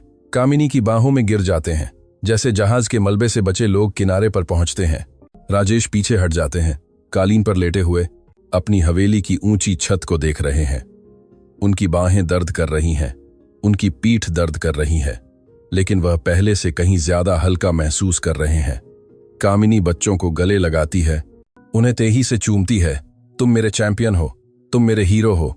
फिर वह ऊपर देखती है, राजेश की ओर जो अभी भी जमीन पर पड़ा है, तेजी से सांस ले रहा है। और आप, कैप्टन येलो, कामिनी आंसुओं के बीच मुस्कुराते हुए कहती है, आपने भी एक चुंबन जीता है। राजेश अपना सिर घुमाते हैं और उस क्षण उसे देखते हैं, अपने लिविंग रूम के फर्श पर अपने बच्चों के साथ सुरक्षित, और वह महिला उन्हें ऐसे देख रही है। राजेश जानते हैं कि कानूनी लड़ाई उन्हें नष्ट कर सकती है, कि प्रेस उन पर हमला कर सकता है, लेकिन उन्होंने एकमात्र युद्ध जीत लिया है जो मायने रखता था। लेकिन जब परिवार इस छोटे चमत्कार का जश्न मना रहा था, राजेश के फेंके गए जैकेट की जेब में उनका फोन वाइब्रेट करने लगा। यह उनके सुरक्षा प्रमुख का एक अधिसूचना थी, एक छोटा संदेश जो वसूली के मार्ग को बदल देगा। साहब, हमें सुधा के खातों में कुछ और मिला है। वह अकेली काम नहीं कर रही थी। आपके दिवंगत पत्नी के एक रिश्तेदार के नाम पर एक स्विस खाते में ट्रांसफर हैं। दुःस्वप्न समाप्त नहीं हुआ था। जहर की जड़ें उनकी कल्पना से कहीं ज्यादा गहरी थीं। राजेश के फोन की स्क्रीन दफ्तर के अंधेरे में एक आरोप लगाने वाली आंख की तरह चमक रही थी। उनके सुरक्षा प्रमुख का संदेश संक्षिप्त था, लेकिन उसमें मानवता में राजेश के शेष विश्वास को नष्ट करने के लिए पर्याप्त जहर था। प्राप्तकर्ता स्विस खाते का शीर्षक, रमेश मेहरा। राजेश को लगा कि हवा उनके फेफड़ों को छोड़ रही है। रमेश, उनके साला, उनकी दिवंगत पत्नी ईशा का भाई, अंकल रोडी, जो क्रिसमस पर महंगे उपहार लाते थे और जो हमेशा राजेश से कहते थे, चिंता मत करो, टोक्यो में वह सौदा बंद करने जाओ, मैं बच्चों पर नजर रखूंगा। राजेश ने सागौन की डेस्क पर फोन गिरा दिया। सब कुछ एक भयानक तर्क के साथ मेल खा रहा था। ईशा ने जुड़वां बच्चों के लिए 1 करोड़पति ट्रस्ट छोड़ दिया था, लेकिन एक विशिष्ट खंड के साथ। अगर बच्चे 18 साल की उम्र से पहले मर जाते थे या स्थायी रूप से अक्षम घोषित किए जाते थे, तो भाग्य का प्रशासन उसके जैविक परिवार रमेश को चला जाएगा। कमबख्त कमीना, राजेश ने मुट्ठियां भींचते हुए फुसफुसाया, जब तक कि उनके पोर सफेद नहीं हो गए। यह सिर्फ पैसा नहीं था, यह खून का धोखा था। तभी मुख्य प्रवेश द्वार का इंटरकॉम बजा। रात की तनावपूर्ण चुप्पी को तोड़ते हुए मिस्टर मल्होत्रा, बाहरी चौकी के सुरक्षा गार्ड की आवाज आई। मिस्टर रमेश मेहरा यहां हैं। वह खबरें देखने के बाद अपने भतीजों से मिलने आए हैं। वह अंदर आने पर जोर दे रहे हैं। राजेश ने फोन को देखा, फिर दरवाजे को। उन्हें एक बर्फीली शांति महसूस हुई, कूदने से पहले शिकारी की शांति। उसे आने दो, राजेश ने आदेश दिया, और पुलिस को चुपचाप आने के लिए सूचित करें। 10 मिनट बाद रमेश मेहरा मुख्य लिविंग रूम में दाखिल हुए।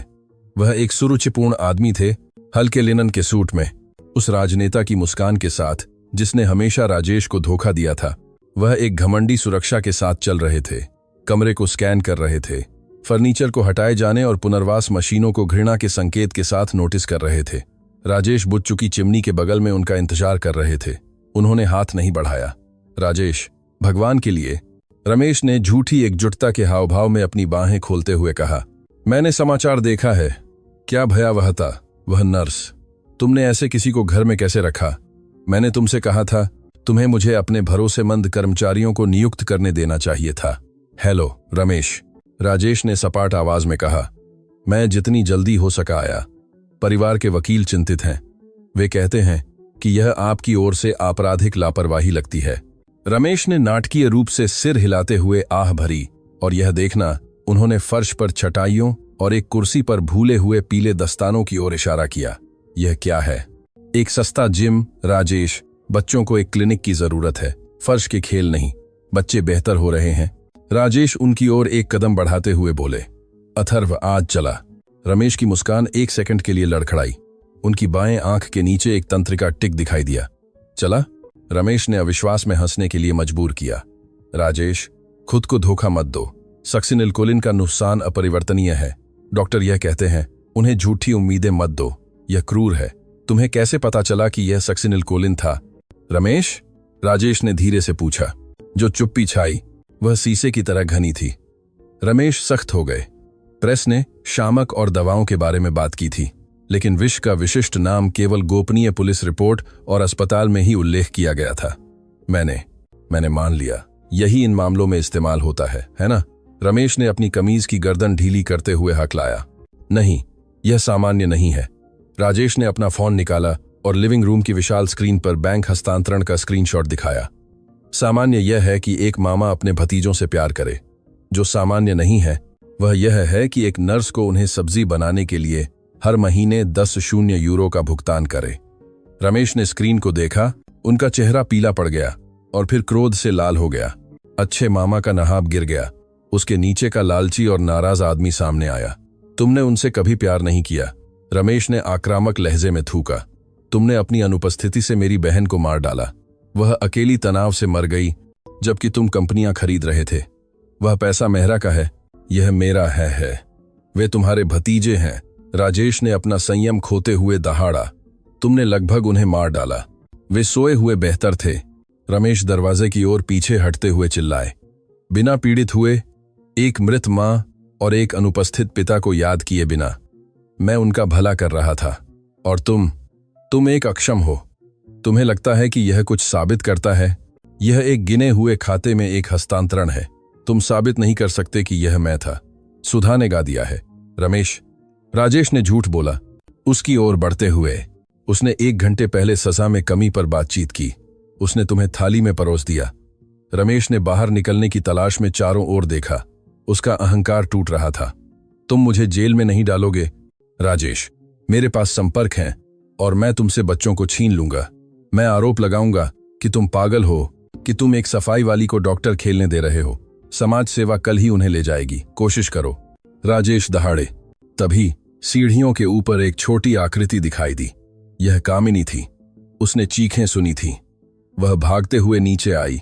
एक कर्मचारी की तरह नहीं, बल्कि एक शेरनी की तरह अपने बच्चों की रक्षा करने के लिए। इस घर से दफा हो जाओ।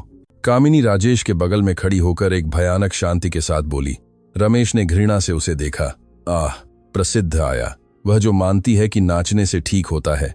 अपने पल का आनंद लो प्यारी, कल वे बच्चे राज्य के केंद्र में मेरे अस्थायी हिरासत में होंगे। रमेश मुड़े और दरवाजा जोर से बंद करके हवेली से बाहर निकल गए, जो एक बंदूक की गोली की तरह गूंजा। राजेश क्रोध से कांपते रहे। कामिनी ने उनकी बांह छुई। क्या यह सच है? उसने कांपती आवाज में पूछा। क्या वह उन्हें छीन सकता है? राजेश उसकी ओर मुड़े। उन्होंने उसकी आंखों में डर देखा, वही डर जो जुड़वां बच्चों में था। वह मेरा साला है, उसके पास राजनीतिक प्रभाव है। अगर वह सही तार खींचता है। राजेश ने वाक्य पूरा नहीं किया। वह लैंडलाइन की ओर भागे। मुझे अपने वकीलों को फोन करना होगा, मुझे किसी भी अदालत के आदेश को अवरुद्ध करना होगा। लेकिन राजेश जानते थे कि नौकरशाही धीमी थी और रमेश का पैसा तेज था। खतरा वास्तविक था। यह इस बारे में नहीं था कि कौन सही था, बल्कि इस बारे में था कि पहले कौन हमला करता है। उस रात मल्होत्रा हवेली में कोई नहीं सोया। राजेश ने घंटों फोन पर न्यायाधीशों और अभियोजकों को चिल्लाते हुए बिताया। कामिनी बच्चों के कमरे में रही, दोनों बिस्तरों के बीच एक कुर्सी पर बैठी, पीले दस्ताने पहने हुए दरवाजे की निगरानी करती रही, किसी भी राक्षस से लड़ने के लिए तैयार, भले ही वह सूट और टाई पहने हुए हो। भोर एक ग्रे और ठंडी रोशनी लेकर आई और उसके साथ वह आवाज जिससे राजेश सबसे ज्यादा डरते थे, सायरन। लेकिन वे अपराधी को गिरफ्तार करने वाली पुलिस नहीं थे, वे बाल संरक्षण विभाग के आधिकारिक वाहन थे, जिसके साथ एक स्थानीय गश्ती दल था। राजेश ने अपने दफ्तर की खिड़की से बत्तियां देखीं। उन्होंने तेजी से कार्रवाई की थी, बहुत तेजी से। रमेश ने अपना खतरा पूरा कर दिया था। कामिनी, राजेश सीढ़ियों की ओर भागते हुए चिल्लाए। वे यहां हैं। कामिनी पहले ही जाग चुकी थी। वह बच्चों के कमरे से बाहर निकली, दरवाजा अपने पीछे बंद कर दिया और अपने ही शरीर से उसे रोक दिया। वे उन्हें नहीं ले जा रहे हैं, उसने एक भयानक शांति के साथ कहा। दरवाजे की घंटी लगातार बजी। राजेश नीचे गए और खोला। दूसरी तरफ एक सख्त दिखने वाली महिला थी, हाथ में एक फोल्डर, दो पुलिस अधिकारियों के साथ, और उनके पीछे अपनी कार से मुस्कुराते हुए रमेश थे। मिस्टर राजेश मल्होत्रा, महिला ने एक पहचान पत्र दिखाते हुए कहा। मैं समाज सेवा से मार्था गाल्डो हूं। हमारे पास नाबालिग आर्यन और अथर्व मल्होत्रा की अस्थायी हिरासत के लिए एक आपातकालीन अदालत का आदेश है। हमें चिकित्सा लापरवाही और असुरक्षित वातावरण की विश्वसनीय शिकायतें मिली हैं। यह एक मजाक है, राजेश ने रास्ता रोकते हुए चिल्लाया। पीछे वाला आदमी अपराधी है, उसने उन्हें जहर देने के लिए भुगतान किया। ये गंभीर आरोप हैं जिनकी जांच की जाएगी, साहब, समाज सेविका ने ठंडक से कहा। लेकिन अब प्राथमिकता बच्चों की तत्काल सुरक्षा है। हमारे पास रिपोर्ट है कि आपने योग्य चिकित्सा कर्मचारियों को निकाल दिया है और उन्हें गैर प्रमाणित सफाई कर्मचारियों के प्रभारी छोड़ दिया है। यह लापरवाही है, हमें बच्चों को सौंप दें।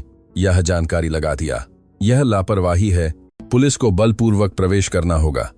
राजेश ने पुलिसकर्मियों को देखा, उनके हाथ उनकी लाठियों पर थे। अगर उन्होंने शारीरिक रूप से विरोध किया तो वे उन्हें गिरफ्तार कर लेंगे और वह बच्चों को हमेशा के लिए खो देंगे। वे असुरक्षित नहीं हैं, राजेश ने हताश होकर कहा। वे ठीक हो रहे हैं, यह राज्य का डॉक्टर तय करेगा। हट जाओ। महिला ने राजेश को धीरे से धक्का दिया और प्रवेश द्वार में प्रवेश किया। उसके पीछे अधिकारी थे। रमेश कार से उतरे और उनके पीछे प्रवेश किया, जैसे कि एक गिद्ध लाश को सूंघ रहा हो। मैं बस अपने भतीजों के लिए सबसे अच्छा चाहता हूं, राजेश, रमेश ने उनके पास से गुजरते हुए फुसफुसाया। मैंने तुमसे कहा था कि मैं जीतूंगा। वे सीढ़ियां चढ़े। राजेश उनके पीछे भागे। ऊपरी मंजिल के गलियारे में पहुंचने पर वे एक बाधा से मिले।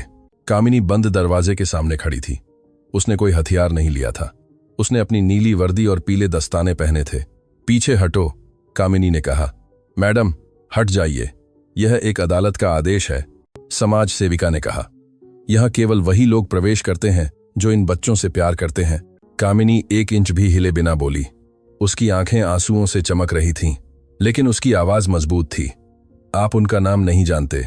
आप नहीं जानते कि आर्यन अंधेरे से डरता है और अथर्व को सोने के लिए गाना सुनना पड़ता है। आप केवल कागज लाते हैं। अधिकारियों, इसे हटाओ, महिला ने आदेश दिया। पुलिसकर्मियों में से एक आगे बढ़ा और कामिनी को बांह से पकड़कर हटाने की कोशिश की। उसने संघर्ष किया। नहीं, उन्हें मत छुओ। कामिनी चिल्लाई। उसके पीछे का दरवाजा धीरे से खुला। सब रुक गए। दरवाजे की चौखट पर सहारे से आर्यन खड़ा था। वह खड़ा था। उसके पैर कांप रहे थे, लेकिन वह खुद को थामे हुए था। उसने अपना सुपर हीरो पजामा पहना हुआ था। उसके पीछे तेनी से रेंगते हुए अथर्व दिखाई दिया, जिसने कामिनी के पैर को पकड़ा और खुद को खड़ा करने के लिए प्रेरित किया। मेरी दस्ताने वाली मां को छोड़ दो, आर्यन ने अपनी छोटी तेज आवाज में चिल्लाया। समाज सेविका का मुंह खुला रह गया। रमेश की रिपोर्ट में कहा गया था कि बच्चे अपाहिज थे। उनकी विकृत बीमारी के कारण चलने या सुसंगत रूप से बोलने में असमर्थ थे, लेकिन रिपोर्ट कहती है कि वे नहीं चलते। महिला ने बड़बड़ाया। रिपोर्ट झूठ बोलती है। राजेश ने कामिनी के बगल में पहुंचकर और अपने बेटों के कंधों पर हाथ रखते हुए कहा, उन्हें देखिए। आर्यन ने उस पुलिसकर्मी की ओर एक डगमगाता कदम बढ़ाया जिसने कामिनी को पकड़ा हुआ था। उसने अपना छोटा हाथ उठाया और अधिकारी के पैर को धक्का दिया। बुरा, बच्चे ने कहा। कामिनी को छोड़ दो। पुलिसकर्मी, एक मजबूत आदमी, छोटे की बहादुरी से शर्मिंदा होकर तुरंत कामिनी को छोड़ दिया। रमेश गलियारे के अंत से पीले पड़ गए। जरूरी अपाहिजता का उनका बहाना सीधे टूट रहा था। यह एक चाल है, रमेश चिल्लाए। वे उन्हें मजबूर कर रहे हैं, वे उन्हें चोट पहुंचा रहे हैं। एकमात्र व्यक्ति जिसने उन्हें चोट पहुंचाई वह तुम थे। सीढ़ियों से एक गहरी आवाज आई। सब घूम गए। डॉ. अरियागा, अस्पताल के जहर वैज्ञानिक, 2 संघीय एजेंटों के साथ सीढ़ियां चढ़ रहे थे। मैडम गाल्डो, डॉक्टर ने कहा, उस आदेश को रोक दें। मेरे पास प्रमाणित जहर विज्ञान सबूत हैं जो साबित करते हैं कि बच्चों को इस आदमी द्वारा खरीदी गई दवाओं से व्यवस्थित रूप से जहर दिया गया था। अरियागा ने रमेश की ओर इशारा किया। झूठ, रमेश ने रेलिंग की ओर पीछे हटते हुए चिल्लाया। हमारे पास सुधा की स्वीकारोक्ति, बैंक रिकॉर्ड जो मिस्टर मल्होत्रा ने हमें कल रात भेजे थे और अब भौतिक सबूत हैं, संघीय एजेंट ने कहा। मिस्टर रमेश मेहरा, आपको हत्या के प्रयास, धोखाधड़ी और साजिश के आरोप में गिरफ्तार किया जाता है। रमेश ने भागने की कोशिश की। राजेश को सीढ़ियों से नीचे धकेलने के लिए धक्का दिया, लेकिन राजेश सालों के दबे हुए क्रोध से प्रेरित होकर उन्हें सूट के लैपल से पकड़ लिया। तुम भाग नहीं रहे हो, राजेश ने उसके साथ आंख से आंख मिलाकर गुर्राया। तुम उन्हें देखने जा रहे हो। तुम उन बच्चों को देखने जा रहे हो जिन्हें तुमने तोड़ने की कोशिश की थी। राजेश ने रमेश को जुड़वां बच्चों की ओर घुमाया। आर्यन और अथर्व खड़े थे, कामिनी के पैरों से लिपटे हुए थे। वे कमौर थे, हाँ, लेकिन वे जिंदा थे। वे खड़े थे और वे उन्हें डर से नहीं बल्कि बचे हुए लोगों की जीत से देख रहे थे। उसे अच्छी तरह से देखो रमेश, राजेश ने कहा, क्योंकि यह आखिरी बार है जब तुम उन्हें एक जेल की कोठरी के बाहर देखोगे। राजेश ने रमेश को संघीय एजेंटों की ओर धकेल दिया, जिन्होंने उन्हें तुरंत हथकड़ी लगा दी। अच्छे मामा को सीढ़ियों से नीचे घसीटा गया, चीखते हुए खतरे जो अब कोई नहीं सुन रहा था। समाज सेविका स्पष्ट रूप से सदमे में अपना फोल्डर बंद कर दिया। मिस्टर मल्होत्रा, उसने बच्चों को और फिर कामिनी को देखते हुए कहा, लगता है कि हमारे मूल्यांकन में एक भयानक गलती हुई है। मैं माफी मांगती हूं। स्पष्ट रूप से ये बच्चे सबसे अच्छे हाथों में हैं। महिला ने स्थानीय पुलिसकर्मियों को एक संकेत दिया और वे घर को चुप्पी में छोड़कर चले गए। चुप्पी 1 सेकंड तक चली और फिर टूट गई। पापा जीत गए। अथर्व कामिनी से छूटकर और राजेश की ओर 2 डगमगाते कदम बढ़ाते हुए चिल्लाया। राजेश घुटनों के बल बैठ गए और दोनों छोटे शरीरों के प्रभाव को प्राप्त किया जिन्होंने खुद को उन पर फेंक दिया। उन्होंने उन्हें इतनी ताहत से गले लगाया कि उन्हें लगा कि उनकी पसलियां टूट जाएंगी। गलियारे में खुले तौर पर रोते हुए कामिनी दरवाजे के बगल में खड़ी रही, मुस्कुराती हुई, धीरे धीरे अपने पीले दस्ताने उतारते हुए। उसका सुरक्षा का काम समाप्त हो गया था। असली खतरा टल गया था। राजेश ने ऊपर देखा और अपने बेटों से घिरे फर्श से उसे देखा। अभी दस्ताने मत उतारो, राजेश ने एक थकी हुई लेकिन दीप्तिमान मुस्कान के साथ कहा। हमें अभी भी बहुत कुछ फिर से बनाना है और मैं तुम्हारे बिना यह नहीं कर सकता। कामिनी पास आई और उनके साथ घुटनों के बल बैठ गई, घेरा पूरा करते हुए। मैं कहीं नहीं जा रही हूं, कैप्टन, उसने कहा। वे चारों गलियारे के फर्श पर वहीं रहे, जबकि सुबह का सूरज आखिरकार तूफान के बादलों को तोड़कर खिड़की से अंदर आया, एक ऐसे घर को रोशन करते हुए जिसे सालों में पहली बार घर जैसा महसूस होना शुरू हो गया था। लेकिन कहानी यहां समाप्त नहीं हुई। अंतिम कदम बाकी था, भविष्य की ओर निर्णायक कदम। जुड़वां बच्चों का जन्मदिन नजदीक आ रहा था और राजेश ने एक आश्चर्य तैयार किया था जो दर्द के चक्र को हमेशा के लिए बंद कर देगा। समाप्त। तूफान वाली रात से 6 महीने बीत चुके हैं और मल्होत्रा हवेली में चुप्पी की जगह जीवन के शोर ने ले ली है। आज वसंत का सूरज संपत्ति के विशाल पीछे के बगीचे को नहला रहा है, जहां एक विशाल सफेद शामियाना लगाया गया है। यह कोई व्यावसायिक रिसेप्शन नहीं है। यहाँ ग्रे सूट में कोई निवेशक नहीं है और न ही छिपी हुई सिरिंजों वाली नर्सें हैं। यहाँ गुब्बारे हैं, सैकड़ों रंगीन गुब्बारे, और अजीब तरह से ज्यादातर पीले हैं। राजेश मल्होत्रा अपने कमरे के शीशे के सामने अपनी टाई की गांठ को समायोजित करते हैं। उनके हाथ, जो पहले बिना कांपे छंटनी पर हस्ताक्षर करते थे, अब पसीना बहा रहे हैं। आज आर्यन और अथर्व का चौथा जन्मदिन है, लेकिन यह उससे कहीं ज्यादा है। यह घोटाले के बाद दुनिया के सामने उनका आधिकारिक परिचय है। प्रेस बाहर है, नियंत्रित लेकिन मौजूद। समाज, वही अभिजात वर्ग जो फुसफुसाता था कि बच्चे स्थायी रूप से अपाहिज हैं, यह देखने का इंतजार कर रहा है कि क्या मल्होत्रा चमत्कार असली है या सिर्फ एक और प्रचार चाल। क्या आप घबराए हुए हैं कैप्टन? दरवाजे से एक मीठी आवाज आती है। राजेश घूमते हैं। कामिनी वहीं है, लेकिन अब उसने नीली वर्दी नहीं पहनी है। आज उसने एक साधारण क्रीम रंग की पोशाक पहनी है, जो बगीचे में खेलने की शामों से उसकी टैन त्वचा को उजागर करती है। उसके बाल, जो आमतौर पर काम के लिए एक सख्त जूड़े में बंधे होते थे, उसके कंधों पर खुले हैं। राजेश को लगता है कि उनकी सांसें रुक रही हैं, और यह टाई की गांठ के कारण नहीं है। मुझे डर लग रहा है कामिनी, राजेश स्वीकार करते हैं, बिस्तर के किनारे पर गिरते हुए। क्या होगा अगर वे गिर जाते हैं? वहां 100 लोग हैं जो उन्हें असफल होते देखने का इंतजार कर रहे हैं, जहर के दुष्प्रभावों को देखने का इंतजार कर रहे हैं, ताकि कह सकें, बेचारे, मैं नहीं चाहता कि मेरे बच्चों पर तरस खाया जाए। कामिनी कमरे में आती है और उनके सामने खड़ी हो जाती है, उस स्वाभाविक अधिकार के साथ जिसने पिछले महीनों में घर पर शासन किया है। वह उनकी शर्ट के कॉलर को ठीक करती है। वे गिरेंगे राजेश, वह एक शांत मुस्कान के साथ कहती है। वे बच्चे हैं। बच्चे जब दौड़ते हैं तो गिरते हैं, लेकिन वे उठेंगे। वे अब जमीन से नहीं डरते, क्योंकि वे जानते हैं कि जमीन लावा नहीं है, और वे जानते हैं कि उनके पिता ताली बजाने के लिए वहीं हैं, डांटने के लिए नहीं। मैं इन 6 महीनों में तुम्हारे बिना क्या करता, मुझे नहीं पता। राजेश उसकी आंखों में देखते हुए फुसफुसाते हैं। उन्हें रातों की नींद हराम, पुनर्वास में निराशा की चीखें, और कैसे उसने हर आंसू को एक खेल में बदल दिया, याद आता है। तुमने इस परिवार को बचाया। नहीं साहब, हमने इसे बचाया। आपने करोड़पति बनना छोड़ दिया और पिता बन गए। यही वह था जिसने उन्हें ठीक किया। राजेश कामिनी का हाथ पकड़ते हैं। उसने आज दस्ताने नहीं पहने हैं। उसकी त्वचा गर्म है। कामिनी, तुम्हारे अनुबंध के बारे में। राजेश तेज दिल के साथ शुरू करते हैं। क्या आप मुझे फिर से निकाल रहे हैं? वह मजाक करती है। मैं इसे तोड़ना चाहता हूं। मैं नहीं चाहता कि तुम मेरी कर्मचारी बनो। मैं तुम्हें अपने बच्चों से प्यार करने के लिए वेतन नहीं देना चाहता। राजेश रुक जाते हैं। वह एक विशेषज्ञ वार्ताकार हैं, लेकिन यह उनके जीवन का सबसे महत्वपूर्ण सौदा है। मैं चाहता हूं कि तुम यहां किसी और कारण से रहो। कामिनी धीरे से उनका हाथ भींचती है। पहले पार्टी, कैप्टन, सिपाही हमारा इंतजार कर रहे हैं, फिर हम अनुबंधों के बारे में बात करते हैं। नीचे बगीचा एक हलचल है। मेहमान शैंपेन पीते हैं और छत की ओर देखते हैं। एक लगातार फुसफुसाहट है। वे कहते हैं कि न्यूरोलॉजिकल नुकसान गंभीर था। एक महिला एक अत्यधिक टोपी के साथ टिप्पणी करती है। इतने कम समय में सक्सिनिलकोलिन से उबरना असंभव है। यकीनन वे उन्हें सजाई गई कुर्सियों में लाएंगे।